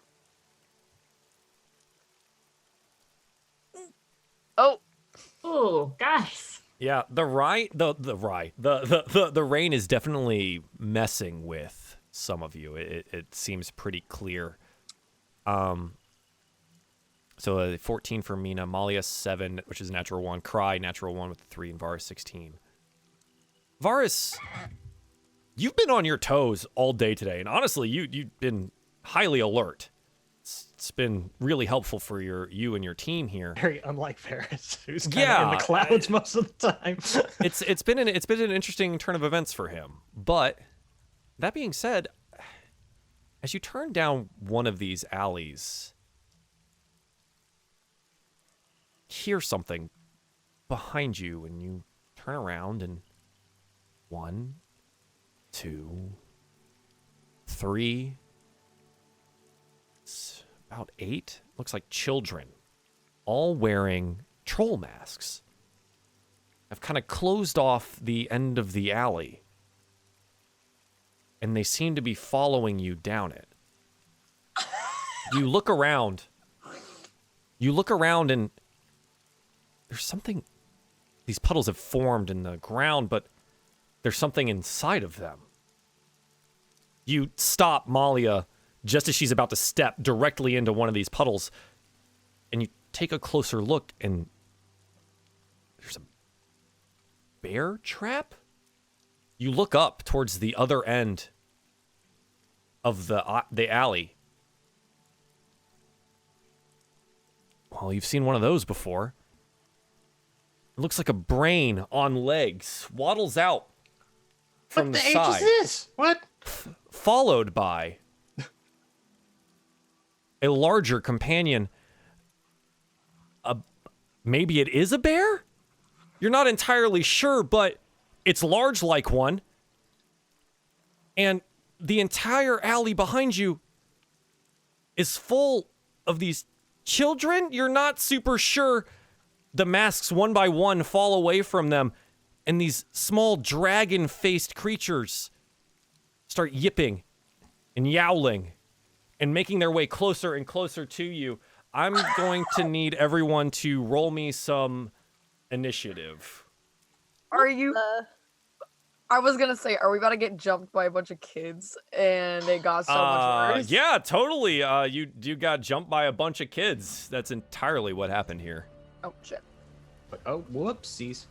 The children of the alley have come to claim you. Children of the alley. Oh my god. Straight up getting jumped by 1, 2, 3, 4, 5, 6, 7, 8 kobolds. Oh my god. And for a second, I thought we made friends in the tower, and they like told their friends and was like, "Hey, these people are nice, and they'll give you food, or a food." I'll try and poison you. Yeah. So you seem to be beset on all sides here. Hang on a second. Let me get everything up and running.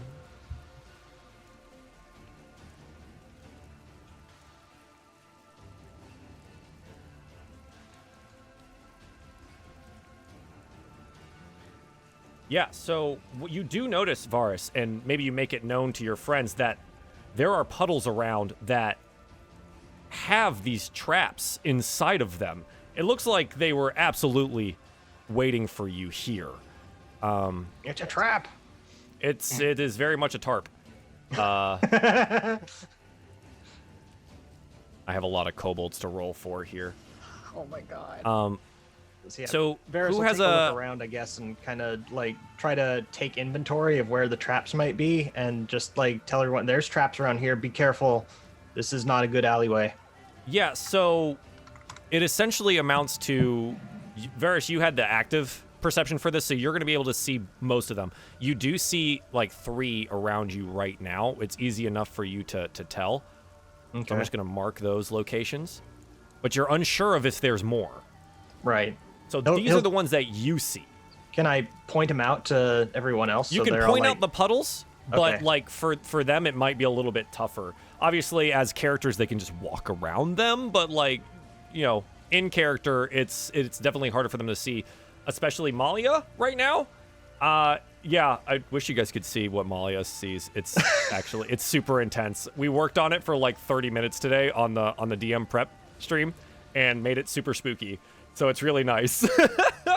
I hate it. It's so beautifully awful. It's so beautifully, terribly scary. Cry, roll me a what's your flat dex? Flat dex is 16.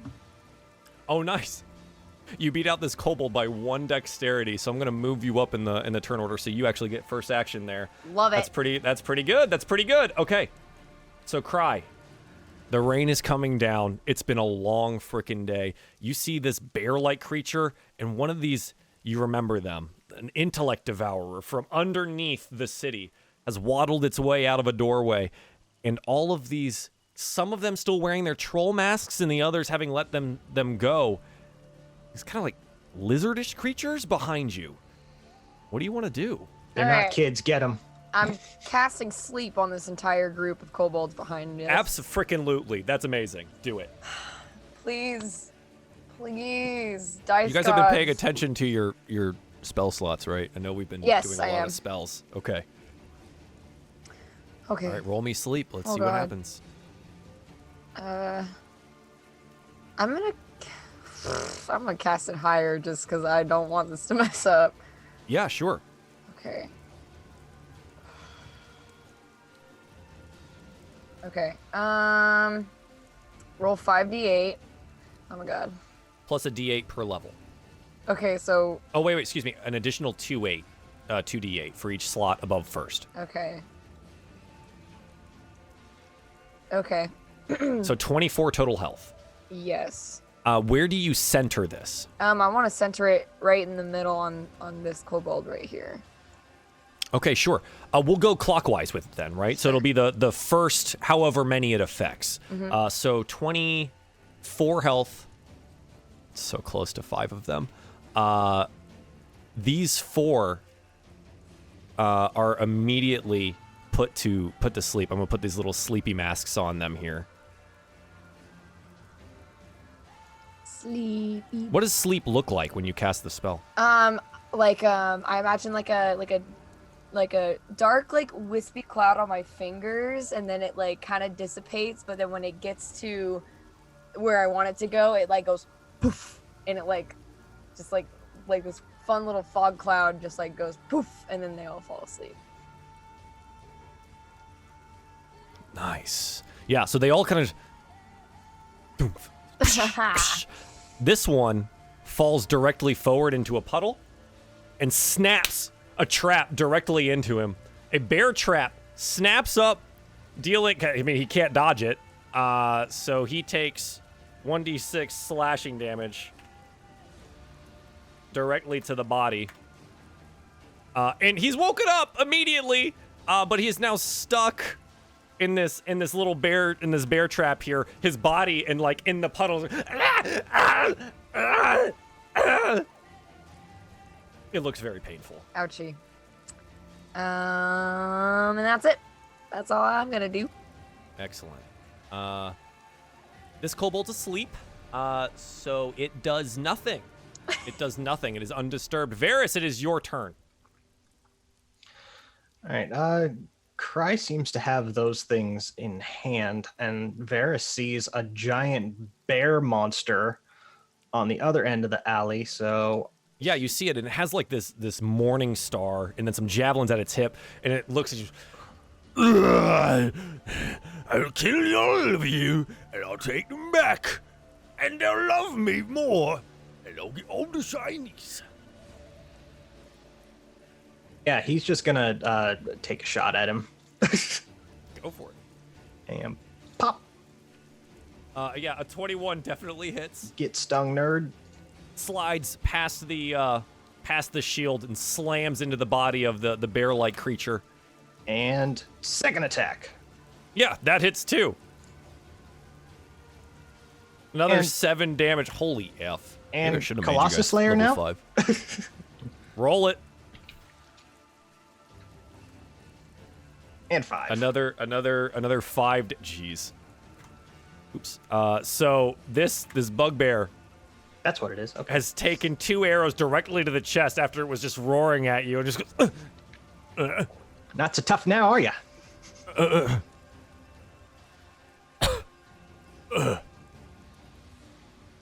And it looks very worried.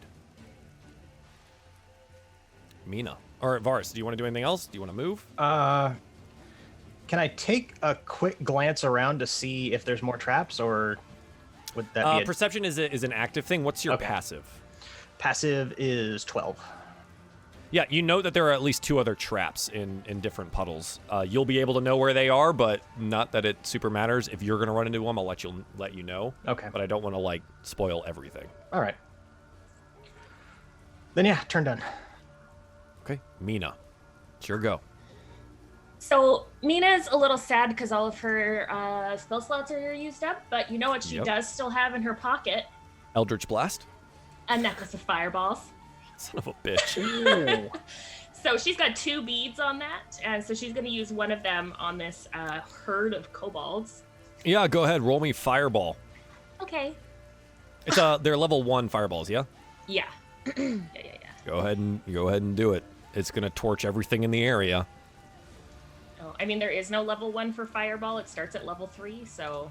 No. I mean, like, it is a quote level 1 fireball. Yeah. You know what I mean? Oh, did you not roll? Why didn't you roll? I'm confused. Hang on. Why didn't that work? It's probably asking you what level to cast it. I clicked the level casting button, though. That's weird. Hang on. Maybe it's because I'm out of the sheet. Let's try that again. Did that work? Why isn't it working? Yeah, why isn't it working?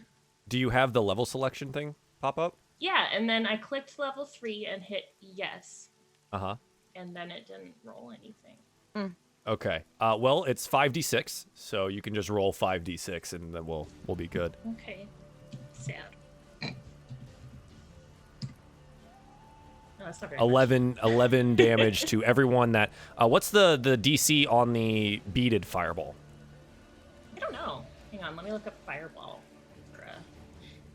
It doesn't say on the little... It doesn't say on the sheet? On the little deal? Oh, No. hang on. It should. Did you give me a little sheet It for says fireball? 15. Necklace of fireballs. Magic item. There it is. Yeah. Yeah. Okay, so 15. So DC 15 for all these guys? Oh, geez. Well, 4 of them immediately fail. And then the other 4 have to attempt to make the 15. They all fail. Nice. The fireball, differing from yours, is a traditional one, a bead that you toss out, floats over to the center of the kobold area, and explodes outwards, incinerating literally all of them. Their clothing, their troll masks, and the buildings to the sides all set on fire. Okay, it's raining. It's raining. The buildings are currently on fire. Fires happen in rains. They're all dead.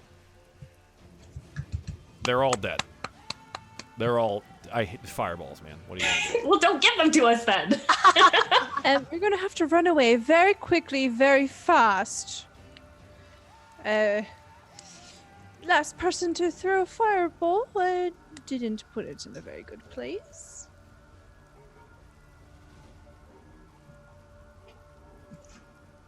But you can see lots now, Stella, because everything's on fire. Oh, thank you. Yeah, hang on. Let me let me grab that for you.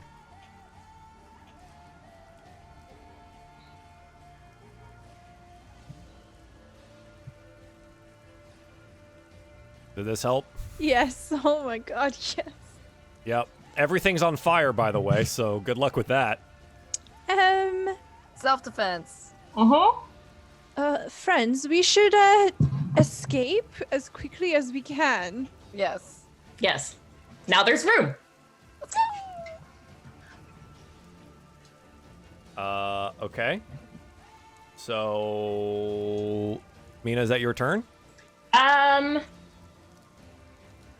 Yeah. Mina's not going to do anything till the group starts moving.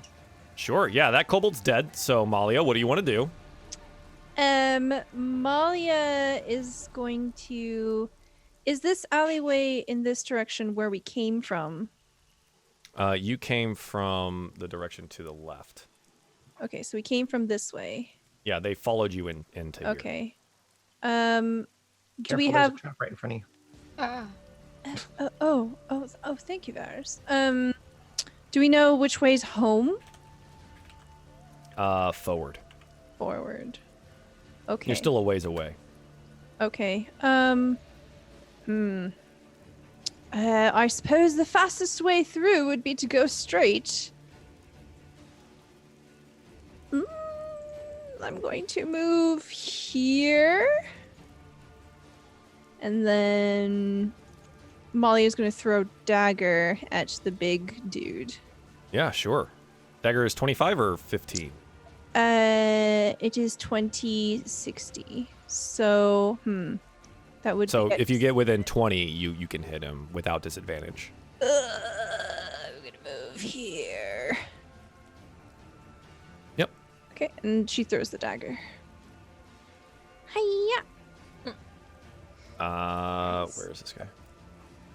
Oh no, this one. Even though the bugbear is just gets its shield up in time, and the dunk thuds right into the shield. Darling, I'm going to need that back.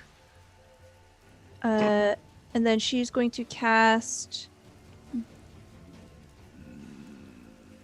Mantle of Inspiration. Sure. So that uses up my last bardic inspiration, and I assume a wondrous appearance.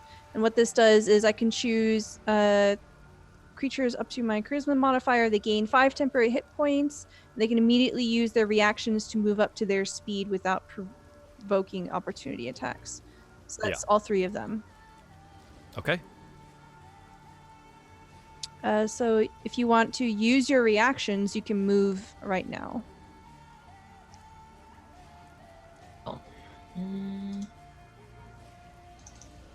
We're going forward, right?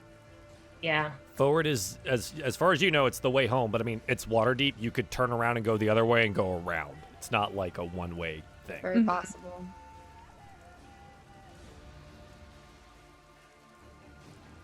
What should we do, gang? Where should we go? Still forward, or should we find another way around? Well, if we don't kill these things, they're just gonna follow us. Yeah, True. we need to dispatch of these creatures first. Okay. Then, since we can still move, right? But it will use up your reaction. Okay. I think I'm gonna go right here. Get a little closer. Boop. Okay. I think Mina's gonna move up. Oops, that's the wrong button. Sorry, beside Malia, kind of help keep her from getting flanked. Yeah, dodging around the puddle that has the trap in it. Mm-hmm. Yeah, I'm gonna stay where I'm at.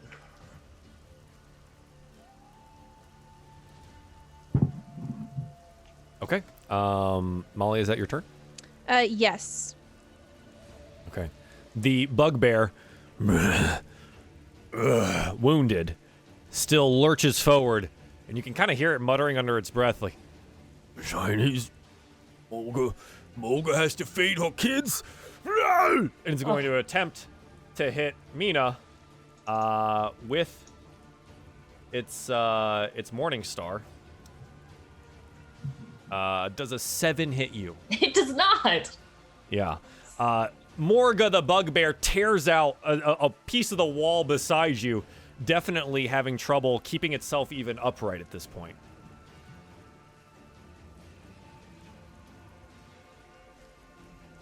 That's Morga's turn. Morga can't do anything else. The Intellect Devourer, having seen one of these big baddies before, it is going to do something.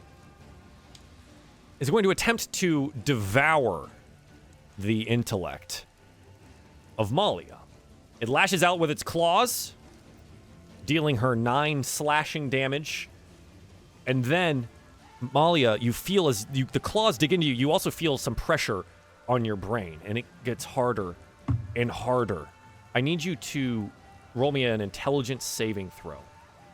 I think this God. happened before. Yes. It did. Ooh. This time you're able to fight it off. You do not succumb to the psychic damage of the Intellect Devourer. But that's it. It is going to keep trying to do this at some point in time. Cry, it's your go. All right. I almost cast Lice. That would have been funny. Yeah. I'm going to cast Firebolt at the Intellect Devourer.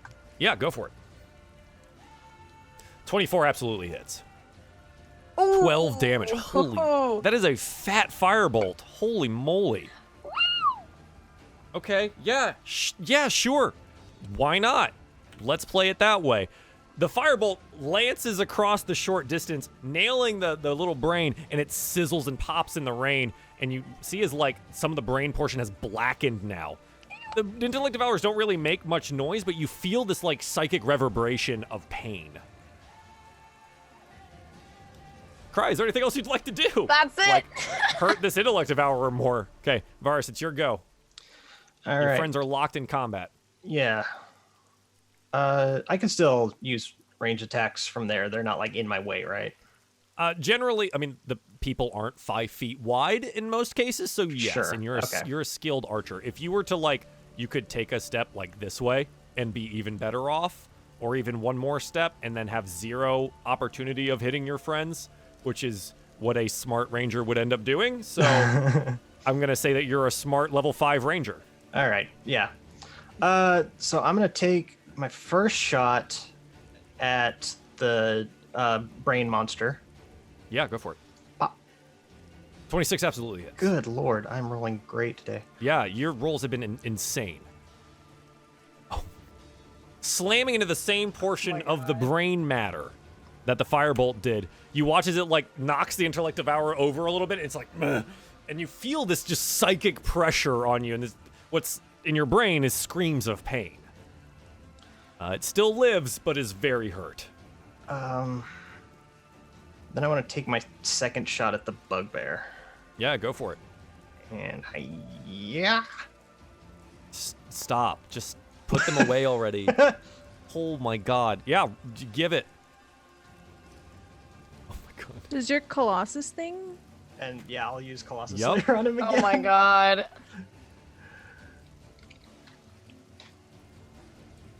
And hit him for another 4. Yeah, the arrow slams into next to the other 2 on the bugbear, throwing the bugbear backwards into the boxes over here. Dead. And we kind of just see Morga, the bugbear, short-lived as she was. Chinese. My kids. No! Oh my god. Morga has died. Fuck you, Joel. I don't feel good about it, but, you know, they were attacking my friend. Varus, is there anything else you'd like to do? No. No, I'm gonna chill out there. Mina, it's your turn. There's a very hurt, limping, pain-wailing Intellect Devourer in front of you. Yeah, she's gonna try and Eldritch Blast it. I know it's in close combat, so it's at disadvantage, right? Yep, but you get 2 shots at it, so I sure do. let it ride. Let's give her a whirl. 8 Not enough. and 9. Now, both of them unable to make connection with the Intellect Devourer. I think it just, like, maybe just rolls over at the right time when it's, like, on the ground and finally gets back to its feet and you just kind of miss and it's just like, well, frick. Malia, it's your go. Oh, I'm going to stab this. Yeah. Oh, I remember one of you. I had a headache that wouldn't go away for days. Oh, yeah, it hits. Haha. How would you like to kill this Intellect Devourer? Oh, I'm going to. Aggressively. Aggressively? Yeah. Malia does a super sweet kind of like spin and then just stabs it right into the middle. Yep. Skewers it like the shish kebab, and the Intellect Devourer dies in front of you. Again, the rain is ever present here in Waterdeep, and it falls around you. All of you are drenched, covered in blood and gore. Some of you, the ashes of the buildings that are burning happily behind you. We should scoot. Yes, let's go. Before we go, I'm gonna retrieve my arrows from the bugbear because I'm running low. You, whenever you retrieve your arrows, you retrieve half. Okay. So you pull half of however many you shot, which I think is 6, so you get 3. Can I retrieve my dagger from being Yeah, lodged easy in the enough. shield? You pick it up off of Morga's shield. While they're picking that up, can I search the bugbear real quick? If there's any. Yeah, sure, why not? Give me a investigation check on the bugbear. A 10. Yeah, you find like a crumpled up piece of paper. What do you do with it? Open it. You open it. Do you read Goblin? No. It looks like ink scratched on a piece of paper, and in the rain, it starts to disintegrate and run on the page. She's gonna try and preserve it best, put it in her pocket, and move on. Your pocket is soaked, but yes. You've been outside in the rain in like non-water protective clothing for hours now. Everything is wet. Bummer. Let's go. Bye. Quickly now, quickly. We watch as our heroes run away from the fire they started behind them and all of the various dead bodies, leaving it to, well, someone else. As they get closer and closer to home, a bell rings out and shouts of fire! Fire in the North Ward! Fire! Oh, gods! And they make their way home. The Troll Skull Inn and Tavern. They find themselves back on the front porch, very late at night now. Wet, soaked through, cold. And I assume you guys just walk on inside? Yep. Yes. You walk in, the hearth is on. Jane is behind the bar, talking to two people. And you track in all of the mud and water from the day. Jane looks at you and... hard day of adventuring then, eh?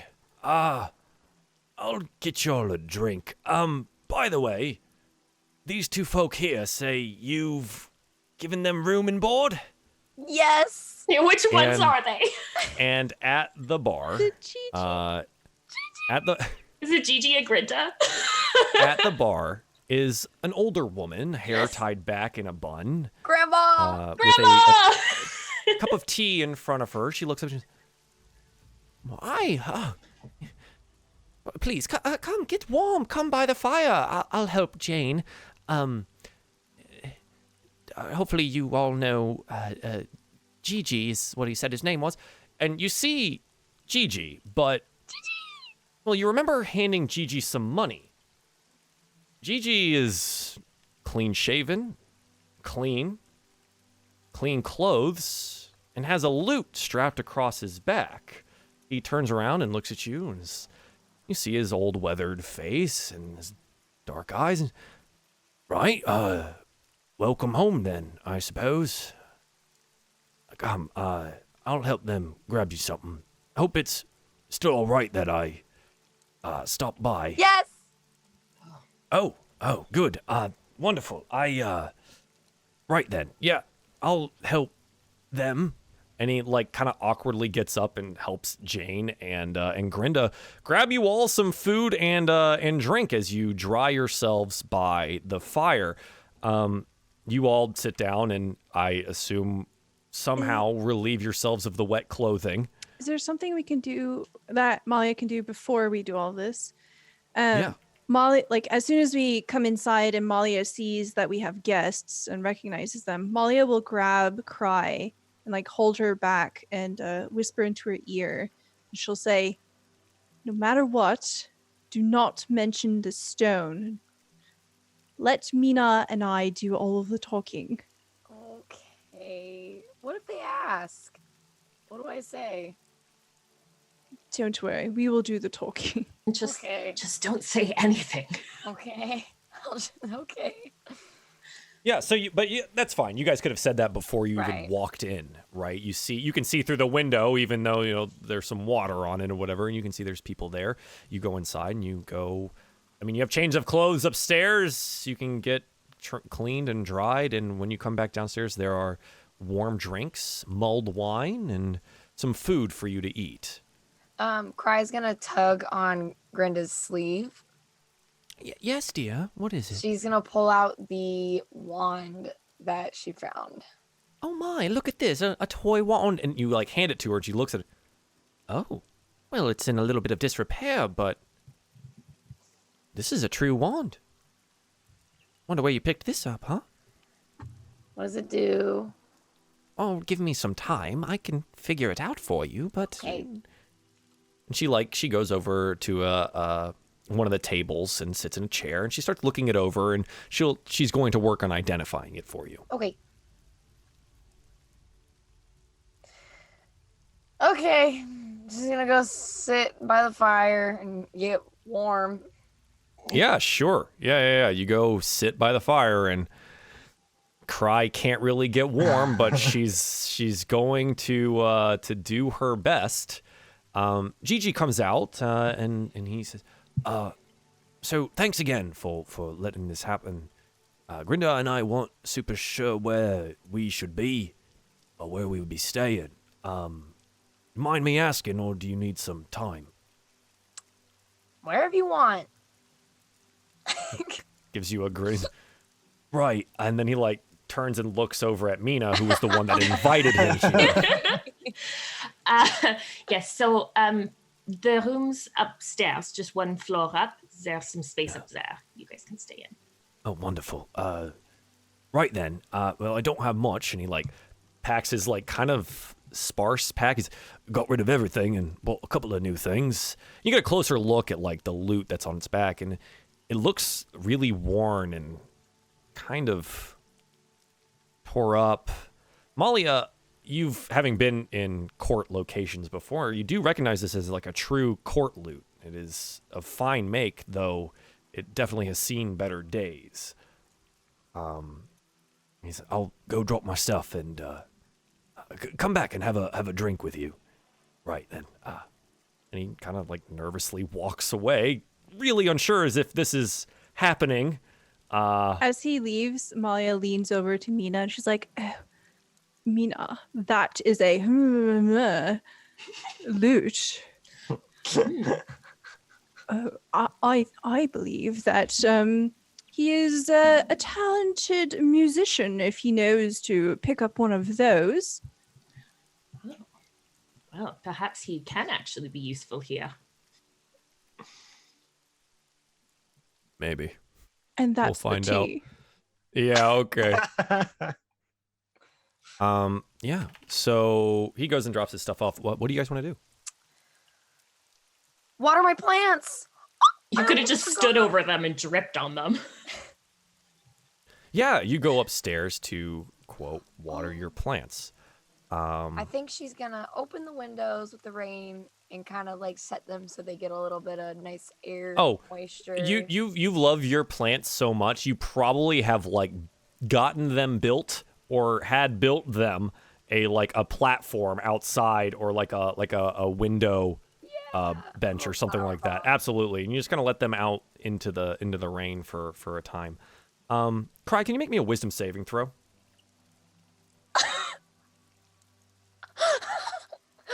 Oh my god. A 19. You feel this crushing weight on your brain.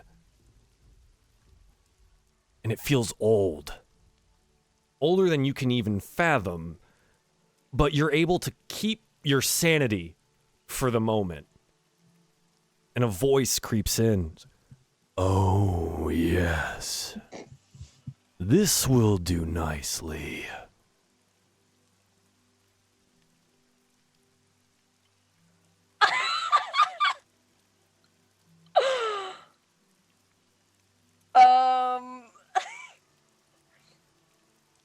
She's gonna look around the room. Does she see anything? No, there's just your room and the puddles you've dragged in. She's gonna look out the window. Is there anything out the window? Roll me a perception check. Oh my god. It's dark, but your dark vision lets you see rather far. No. The streets are empty. You do catch the shine of fire peeking above some of the rooftops. Oops. Towards your west. She's gonna look down at her plants. This is definitely the Venus flytrap that's talking to you. Yeah, she's gonna lean down and she always like gives like sweet pets to the leaves and stuff. Mhm. She's gonna try and like kind of like probe and see if it was one of her plants. Yeah, sure. Roll me a 1d6. Oh my god. Which plant did you touch? Probably the Venus flytrap. I feel like that'd be the most sentient out of all of them. You touch the head of the Venus flytrap and you watch as black necrotic energy leaks from your hand and into the head of the Venus flytrap, where it starts to disintegrate and age and rot directly in front of you.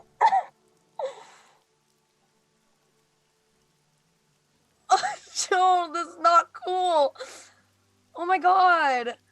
Oh my god. So the plant's ruined? How much do you know about plants? Nothing. You don't know. She is gonna grab the pot that it's in. Mm-hmm. And oh my god, she's gonna like sprint downstairs, go run out in the rain, and go directly over to Fala's house and like knock on the door. Yeah, okay. So you like out in the rain, and eventually it takes some time. What? And she sees you there in the rain, drenched through, holding a plant. And they open the door and cry. She's probably like crying. Cries like, oh, What? this is so sad. She's crying and she has it and she just holds it out. What's wrong? Oh, what happened? Come in. And they go place the pot down on their like normal working table, and they go try to find you a towel. they find you a towel and they bring out. I have an extra robe. Honey, you're drenched through. Would you like a change? No, I touched it. You touched it? I touched it but I touched it yesterday and it was okay. That's odd. Let me take a look. And they bring out a light. It's dark in here, and they bring out a little lamp and turn it up and look over the plant. Well, sadly, I believe this one's dead. Oh See my how... god. And you say all you did was touch it. That's odd. Here, and they hold out their hand. Touch my hand. No. No, she's gonna shake her hand. She's gonna put her hands like in her armpits. Cry. We need to find out what's wrong. No, I'm not. No. No. Cry. I have to insist. I'm not touching you. I'm not doing that. Fine. Well, let's see what happens here. They go get a small potted plant. It's just a little bit of a sapling. This one just started to grow, but I have plenty of others. So touch this one. Okay, she's gonna touch it. Roll me a 1d6. Oh my god, this is torture. The sapling immediately blackens, withers, and crumbles away. Well, if I had to say anyone had the opposite of a green thumb, it would be you. Okay, maybe not time for jokes. What has changed between today and yesterday?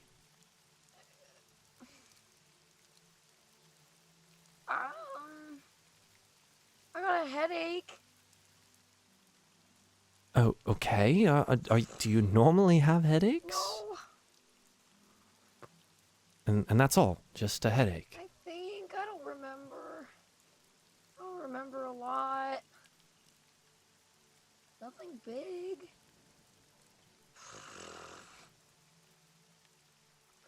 I'm stressed because Cassie doesn't remember. Did something happen? I touched a skeleton. Oh, I touched a skeleton. I held hands with a skeleton. Do you tell them this? Yeah. They like turn their head. You held hands with a skeleton. He was nice. A nice skeleton. It was so nice. Oh my god. That's you adventurers lead odd lives. Were you in a grave? I don't remember. No. We were in the rain. And you touched a skeleton, I and did. that has some. You think it has something to do with this? I don't know. I'm not a doctor. Well, neither am I I. don't know. I just work with plants and make potions occasionally. I haven't seen this before. I don't know what to do. Okay, I'm gonna leave. Okay. Okay, I'm gonna leave, and she just leaves. Has her hands in her armpits. Yeah. Just We like get the lingering shot of like you leaving the door, and it like clangs slows, and the bell goes ding, ding, ding, and Fala just looking, and looks down at the decayed plants, and then we follow you back to the inn, and we watch you bust through the door. All of you saw Cry leave, run out the door with the Venus flytrap, and now she's back without the flytrap in hand. Is Grinda and Gigi down with us?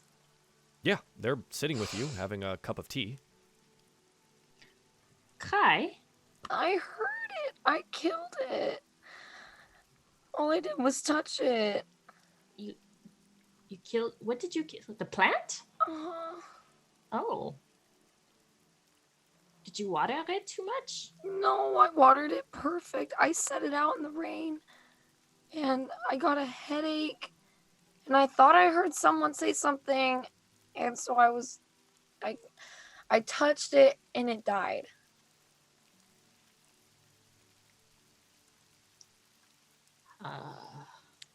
Cry's gonna... The two shrubs we have by the door, she's just gonna touch one of the leaves. Roll me a 1d6. Oh my fucking god. A 1. The leaf that you touch blackens and crumbles and rots away. You watch as it like goes from the tip that you touch all the way to the holding portion of the fern, and you watch as that begins to blacken as well until it stops before it hits the base.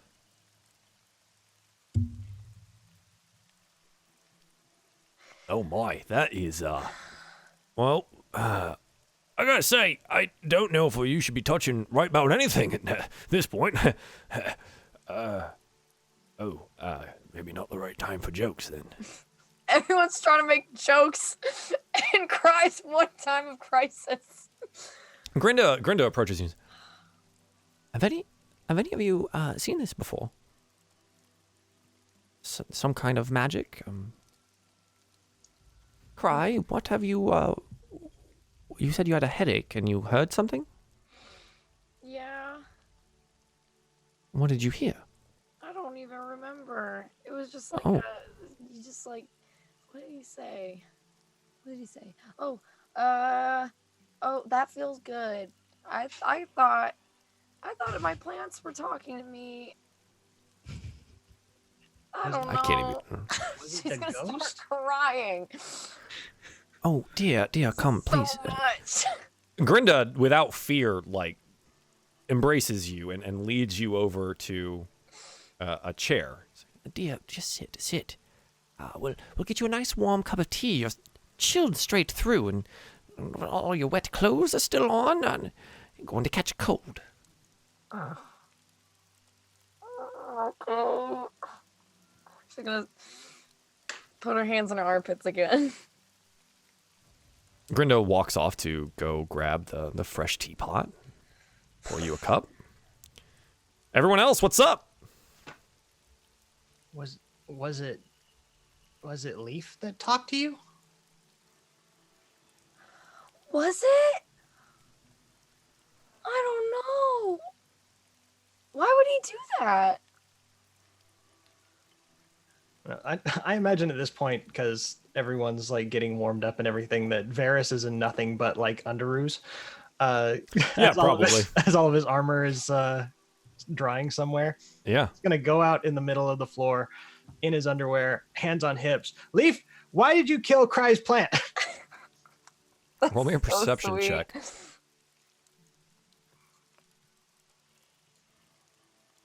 15.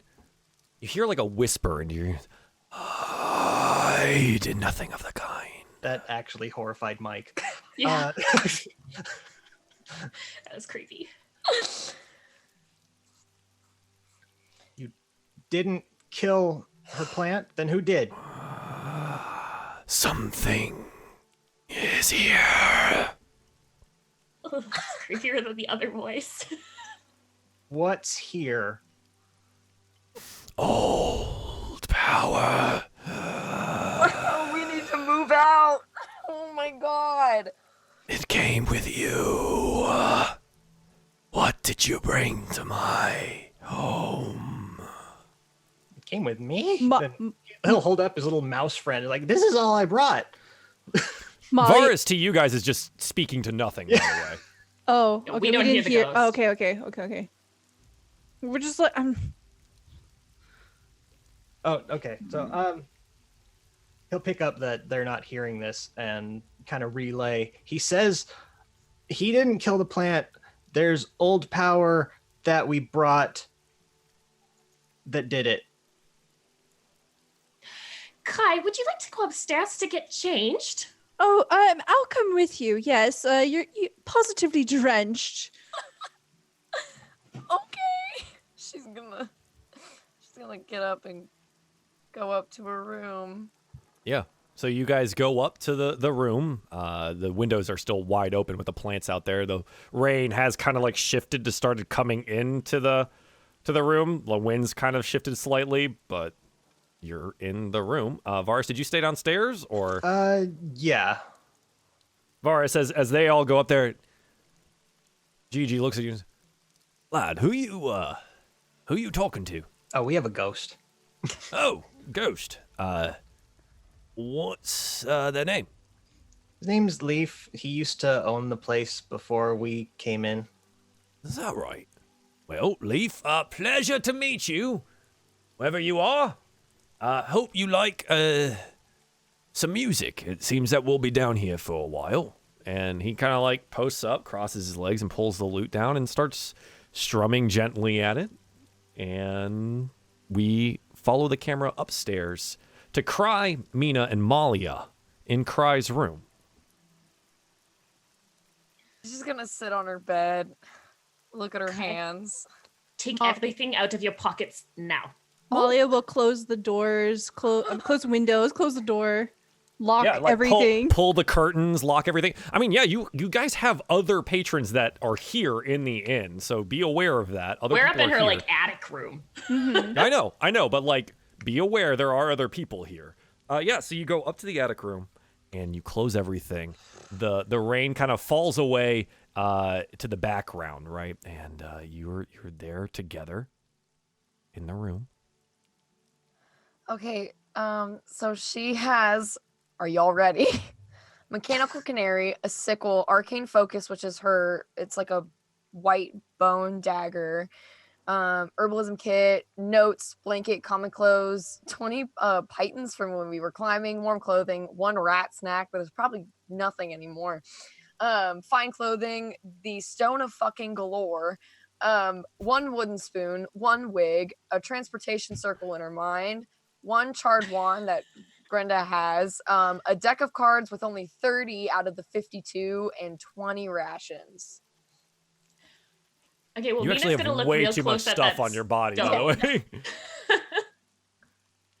So you wanna take the stone of galore? She's gonna have asked you to empty everything onto your weird bed, which I assume is like a weird cot because it's Cry. Just a Like pile of hay in the corner. In the frickin'... Yeah. It's like a weird bird's nest. It's Yeah. so odd. Yeah, so you hand over the stone? Yes. Okay. Mina, you pick it up, and it's about palm size, glossy, greenish gray stone. It looks like it has 3 eyes on the top of it, but they all seem to be made of stone. Just gonna like rattle it. You shake the stone, and nothing happens. What other things did you pick up today? That's it. The wand. What do you think, Malia? And the deck of cards, yes? Uh-huh. Wait. Mina.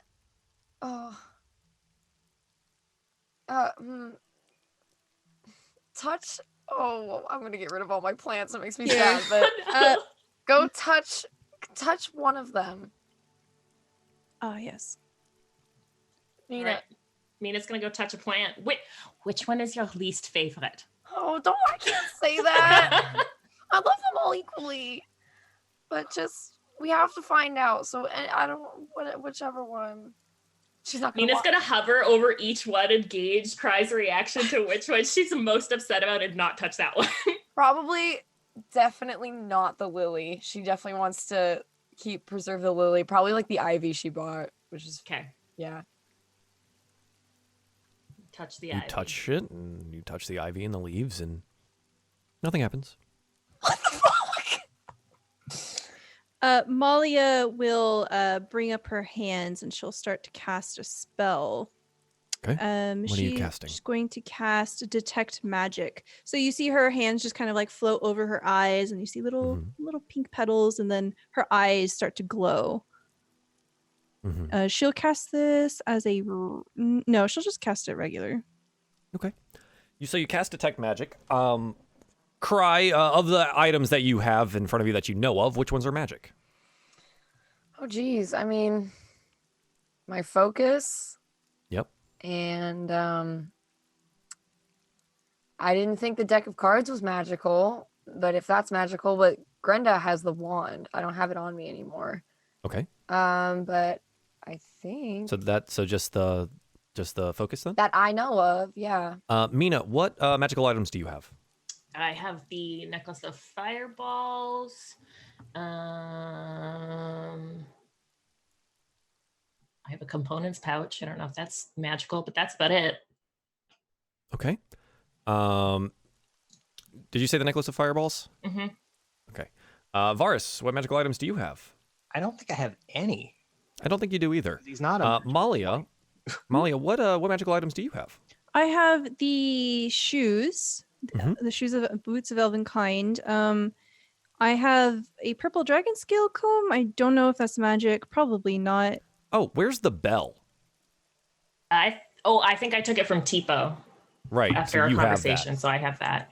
You should put that in your inventory. Yeah. That thing's hyper dangerous. So, okay. So those are the things. Malia, you see the shoes, your boots. They glow faintly. You know that they're magical.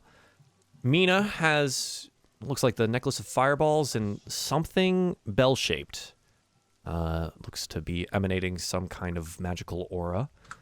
Cry, their spell focus is emanating an aura, but like a beacon, like the sun itself sitting in the room, the stone of Galore shines brightly. Oh, that is bright. Yeah, I'm pretty sure it's that, whatever that is. Is that the stone? Is that what you're holding? I can't see. Yes. I can't see it. It is shining like the sun. Oh, it is very, very powerful. I believe Detect Magic will let me be able to tell. What kind of School of Magic. Yep. Is enchanting a kind of school? Because it doesn't give me like enchantment. Yeah. Yeah, I think enchantment would be the best one. Okay. It is enchanted with enchantment magic. That wouldn't kill a plant. No, it's Cry's just gonna- very strong. Well, now that Cry's pockets are empty, this is like full-on scientific method we're going here. She's still not gonna. She has one more plant. She's still not gonna touch her lily, but she's gonna touch the last little. I think it was a shrub that she also put in there. Roll me a 1d6. Oh my fucking god! Oh my god! Oh my god! 5. The plant is consumed with necrotic energy down to the roots. It rots in front of you. A voice enters your head. Oh, I'm sorry, little one. Your attunement will have complications. My attunement? Hello? Hi. Who are you talking to? I don't know. Someone's talking to me. Is Cry lighting up? No. Okay. Kai, do you know why you are always so ghostly pale? Oh, Cry, do you know? not really. I have always kind of been like this. Malia leans over to Mina. Bad genes. Wow. Pulling the genetics card on this? Oh my god. I had a recessive undead allele somewhere in the family. Dang it, Dad. Dad.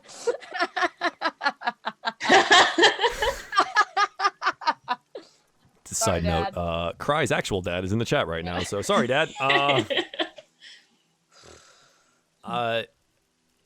Cry, you feel pressure again. Fuck. It's like a digging into your brain.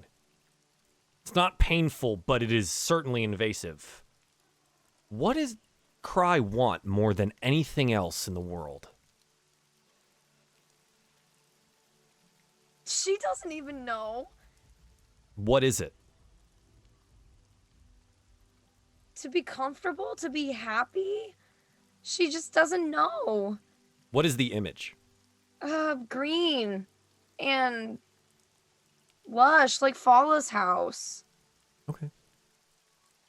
Oh, that is a wonderful thought. What the fuck? How happy you would be. Together we can do all of that. You want something like Fala's? We can just take it. I don't like this. I don't want to take anything. Who is talking to me? Who is talking to me right now? Who? You And I've never heard this don't- voice before in my life. No. What the fuck? I'm the stone.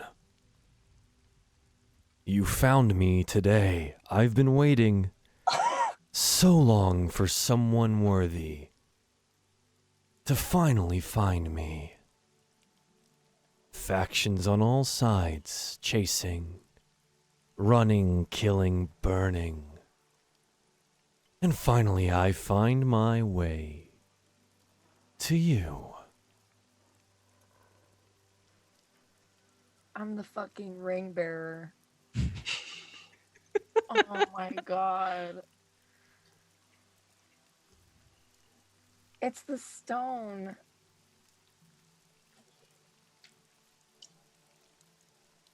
I spent the most time with it, and it's attuned to me. Good. You're finally figuring it out. Stop talking to me. Oh my god. I need gloves. Oh, small one, I don't think that will help. I'm fucking cursed. Malia's like, oh, I've got gloves. I've got many. Do you want pink ones, white ones, blue ones, ones with flowers on them? Oh, you love the flower ones.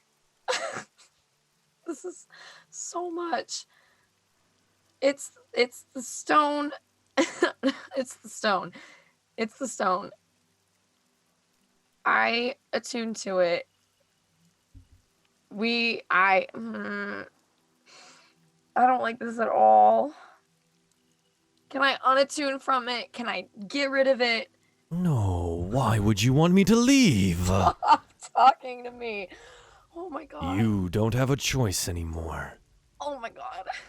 Either we work together, or your brain becomes mine. Holy shit. Oh my god. Guys, we need to get rid of this stone. Or you need to kill me. Either or. This is not working. You think your death will prevent me from, well, taking control of one of your friends? Oh my god.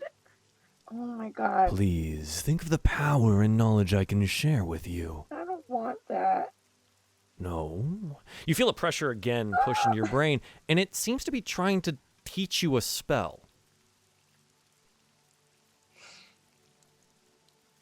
I'll allow it.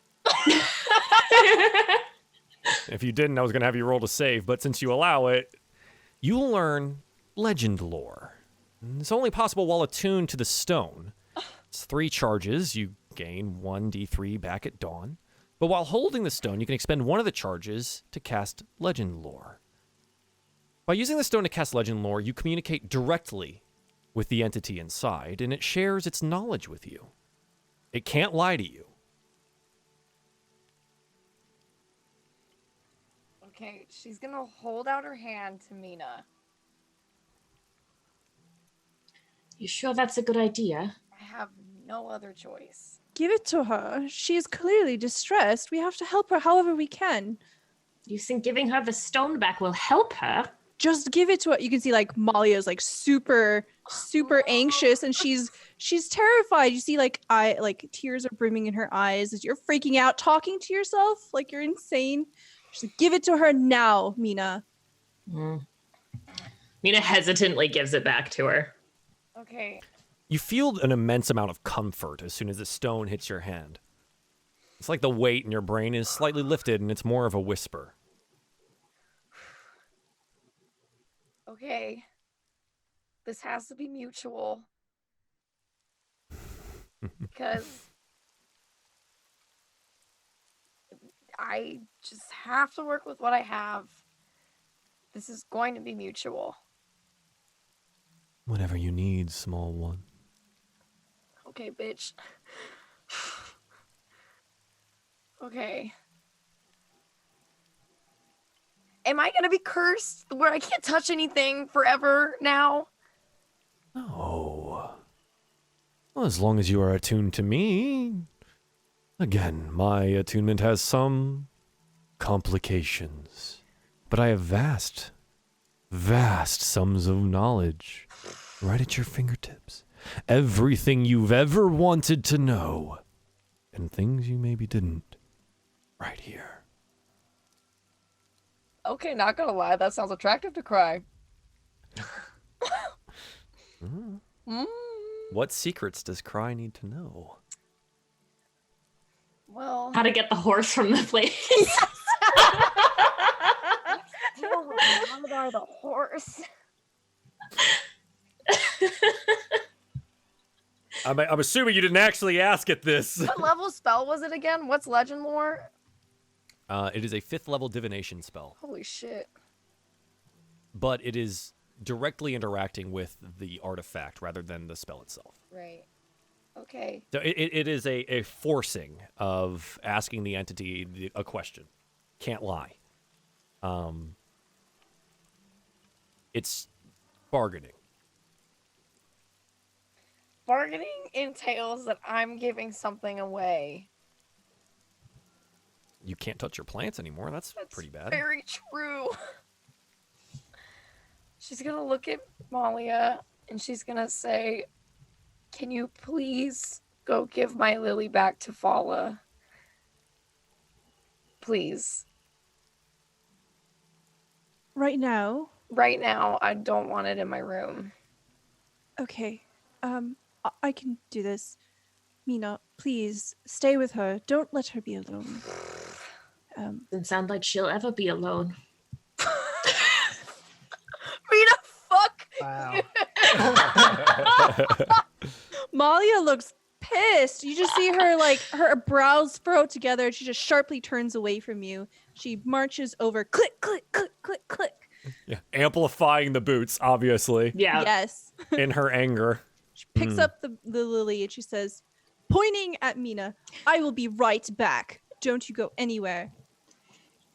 She just kind of stomps out the room. Yeah, so we follow Malia for a time, right? We see her come downstairs holding this lily and then marching out the front door. Varys, you watch this happen, and so does Gigi as he strums on his lute. And everything all right, lass? And Malia, do you stop at all, or? Malia just looks pissed. She's just cold daggers. Maybe later then. Varys with a mouthful of biscuit as he's under his table eating, like, all go good? Remember back when okay? Simple, and all we wanted to do was blow up our rival tavern. Now we're having crisis after crisis. Nina still wants to blow up her rival tavern. Malia, you exit into the rain. Your soaked hat already through begins dripping in front of you, and you head over to Fala's. You knock on the door. You see a small light on inside. She knocks on the door. Definitely not as erratically as Cry had. She just waits. Fala quickly comes to the door, and they open it. Malia, Cry was just here as well. Is everything all right? What's going on? Why do you have the lily? She asked that you would watch over the lily for some time. Oh, I suppose with her condition that would make sense. Poor dear. Any idea what's happening there? She's not feeling very well. We're going to put her on bed rest for a bit. Oh, well. That's unfortunate. Yes, of course. Do you want to come in or just making a delivery? Just a delivery. I should head back. Yes, of course. She's like a sister to me. I need to be back. No. I absolutely understand. Please. And they take the lily and they bring it inside and close the door, and we leave Malia there and we go back to the room as Malia makes her way back. Mina, Cry, you're upstairs. What's going on? Hi, what sort of thing is this stone telling you? Lots of attractive things. Like what? Like, I don't know. Like, you can have... Are you sure you want to share? Oh. Mina's my Can friend. you trust them? What if they take me from you? Oh. All of the knowledge in your hand. Untold riches. Power. And you think this... What is it even? Most of a tiefling? Confused is what it looks like. Bitch! And you trust it? That was rude. Questionable. She's gonna say, oh, I don't know, it's a lot of gibberish.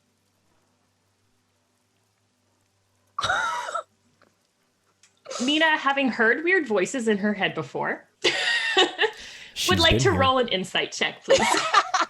Roll it up! Should I roll a deception against it? Cry, this is a deception against it. Don't worry, Mina's insight's terrible. Well, Cry.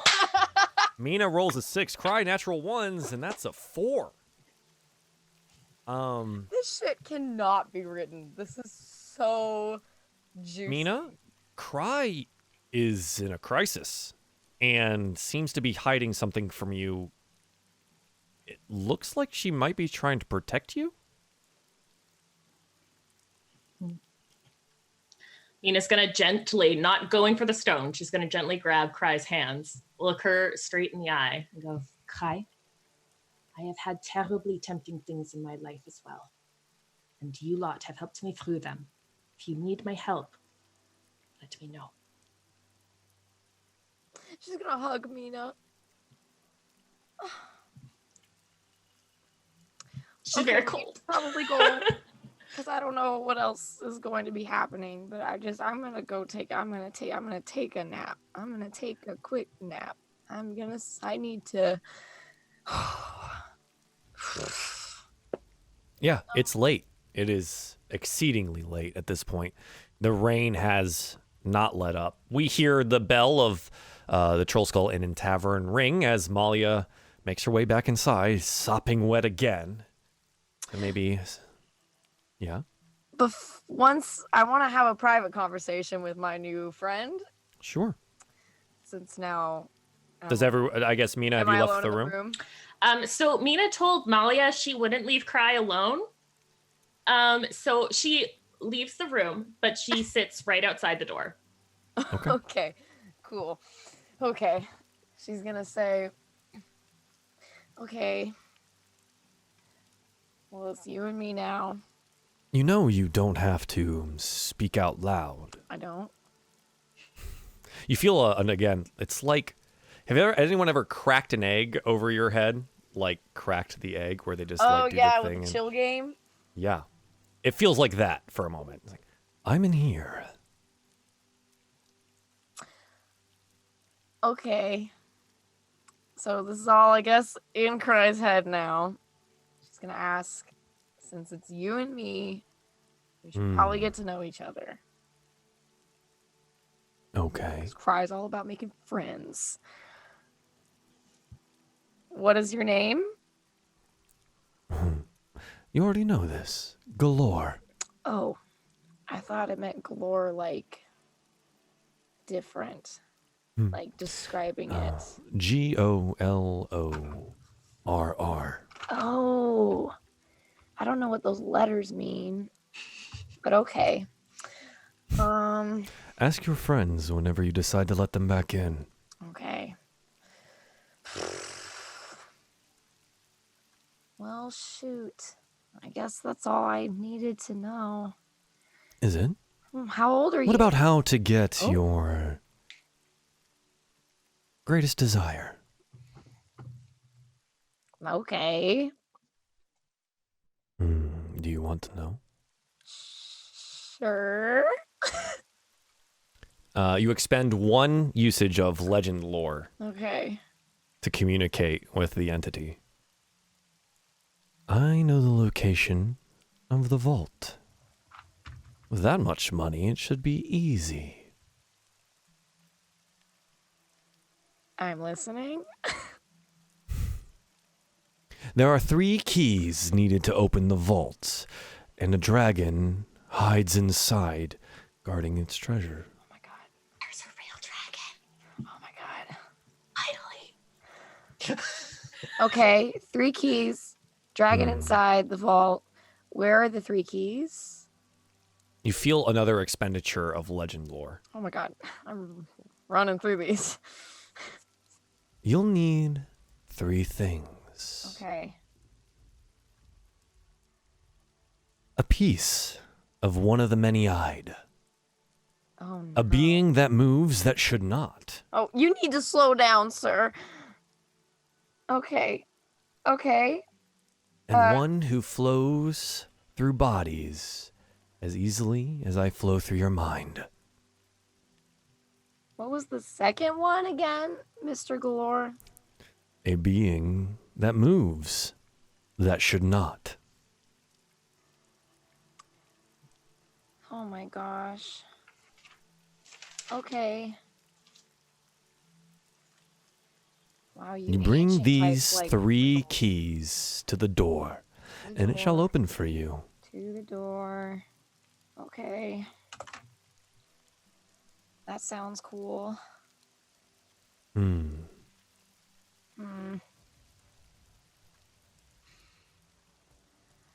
Well, you know, that's not how you would make a first impression. And I'm just trying to help you here in your future endeavors. Are you? Yes. And how would you help me? I would say perhaps coming out and saying your name, your occupation, favorite color. I know Malia asked me that when I met her. Green. Mine too. Cute. How alike are we? Cries like so alike. Cassie's like, this is so fucked up. Oh, okay, well. But you think you can help me? I mean, I can help anybody. Can you free me from this stone? That sounds hard. No. Break it? A simple spell. Okay, what's the spell? That's all it is. Okay, what's the spell? Mystery galore. Something to drive me from this cage. I think I have that spell. Do you? DM would cry be thinking about dispel magic. Dispel magic would not be strong enough for this. Okay. But you don't know that. Okay. I mean, I could talk to some people. How long have you been in there? Thousands of years. That sounds like a long time. Gathering knowledge. Yep, I bet. Okay. Well, got anything else to talk about? Or are you just, is that it? What else do you want to know? No, I don't, not a lot. How big is the sea? Oh, vast. Almost endless. Almost? It cannot... There is an end. Oh. I've seen it. I mean, oh. And ooh. What does it look like? The sea? No. Well, you could just end. go down to the docks Not and look the out. sea. I know what I've seen the sea. I can see the sea right now. I see. I see it. No, what does the end look like? More land. Oh, that's not very exciting. Where do you think the ships go when they leave here? Around? Around and to the end. That makes sense. Okay. How old do griffins get? What was that? How old do griffins get? Well, as far as I know, they live similarly to horses. Oh, I love horses. I can tell. I had never seen one until I got here in Waterdeep. There's one that seems prominent in your mind. A black one? What was his name? Joel, you about to tempt me into thievery. I think it was Maladar. He had gold horseshoes. Yes. He didn't talk. There's though. that string. Maladar. Mm-hmm. Is that not your greatest desire? Not my greatest, but one of them, I guess. I haven't really put much thought into what I want. I can tell. Yeah. There's so much here, but so much that you don't know. And you feel it like a vice grip you. Roll me a charisma saving throw. Oh my god. Oh Jesus. 24. You feel it sink in, and you feel like if you were not as sure of yourself as you are, that you are Cry, it would have probably crushed you. Oh my god. Oh. Well, there's a lot in here, huh? That was rude. How you came to be. Why you're so cold. I know, it's cold in Waterdeep. Your past is interesting. Do you remember all of it? Not a lot. I remember the snow. I remember the forest. But I don't remember a lot. There's a lot here. Is there? Maybe tomorrow. Tomorrow? Okay. Maybe tomorrow. Okay. If you have some more questions. No, I guess that's it. Where can I get a book on the other end of the sea. You feel the last charge of legend lore pulled. Your local library.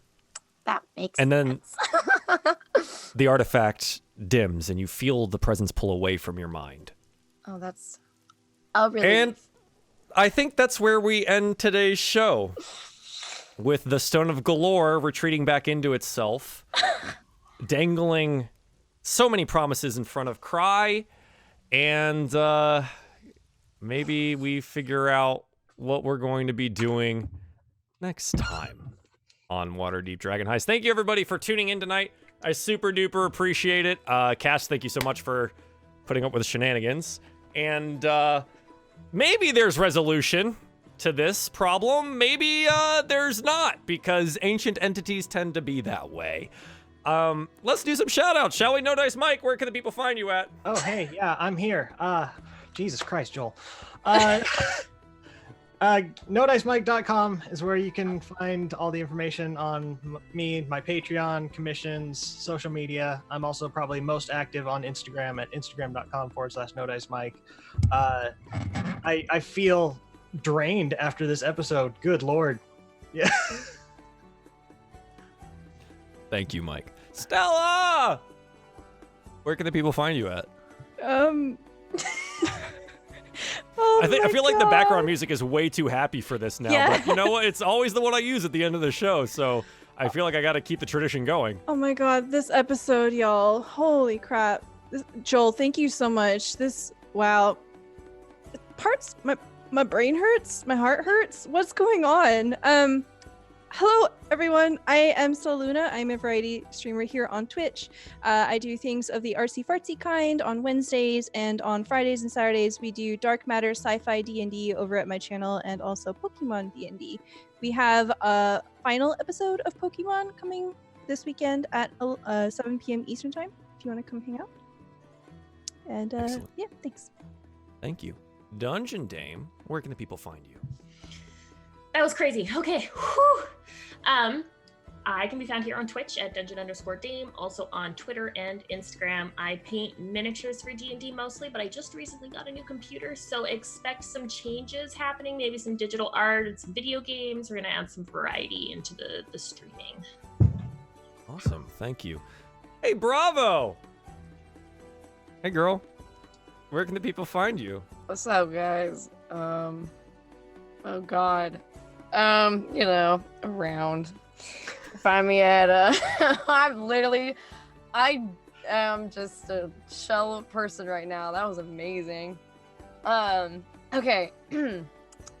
Bravo with 5 R's. Sorry about that. But you can find me on Twitch and Twitter at those both handles. I am starting to stream Gwent, so come hang out. I'm really bad at it, but I love playing it. I've just noticed that all the stress, I rubbed my eyebrows off completely. So as well, I do NPC Lab over at Nick Kibble's channel, who's a cast member on Cyprus. That is at 6:30 p.m. PST every Wednesday.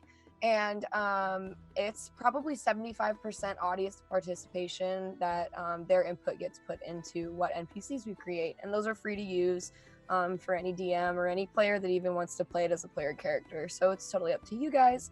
But yeah, come join me for that fun D&D stuff. But other than that, I am going to go take a nap. Thank you, Bravo. Hi, I'm RunawayRobot. You figured it out probably because this is my channel. Also, Joel, hi. I'm your resident DM here for DieFall shows / the producer for all this nonsense. If you want to get caught up on any of this stuff, if this is your first time having watched any of these shows, head on over to the YouTube channel, or you can catch us on the podcast format where all of the DieFall shows are now up on that, so that's pretty cool.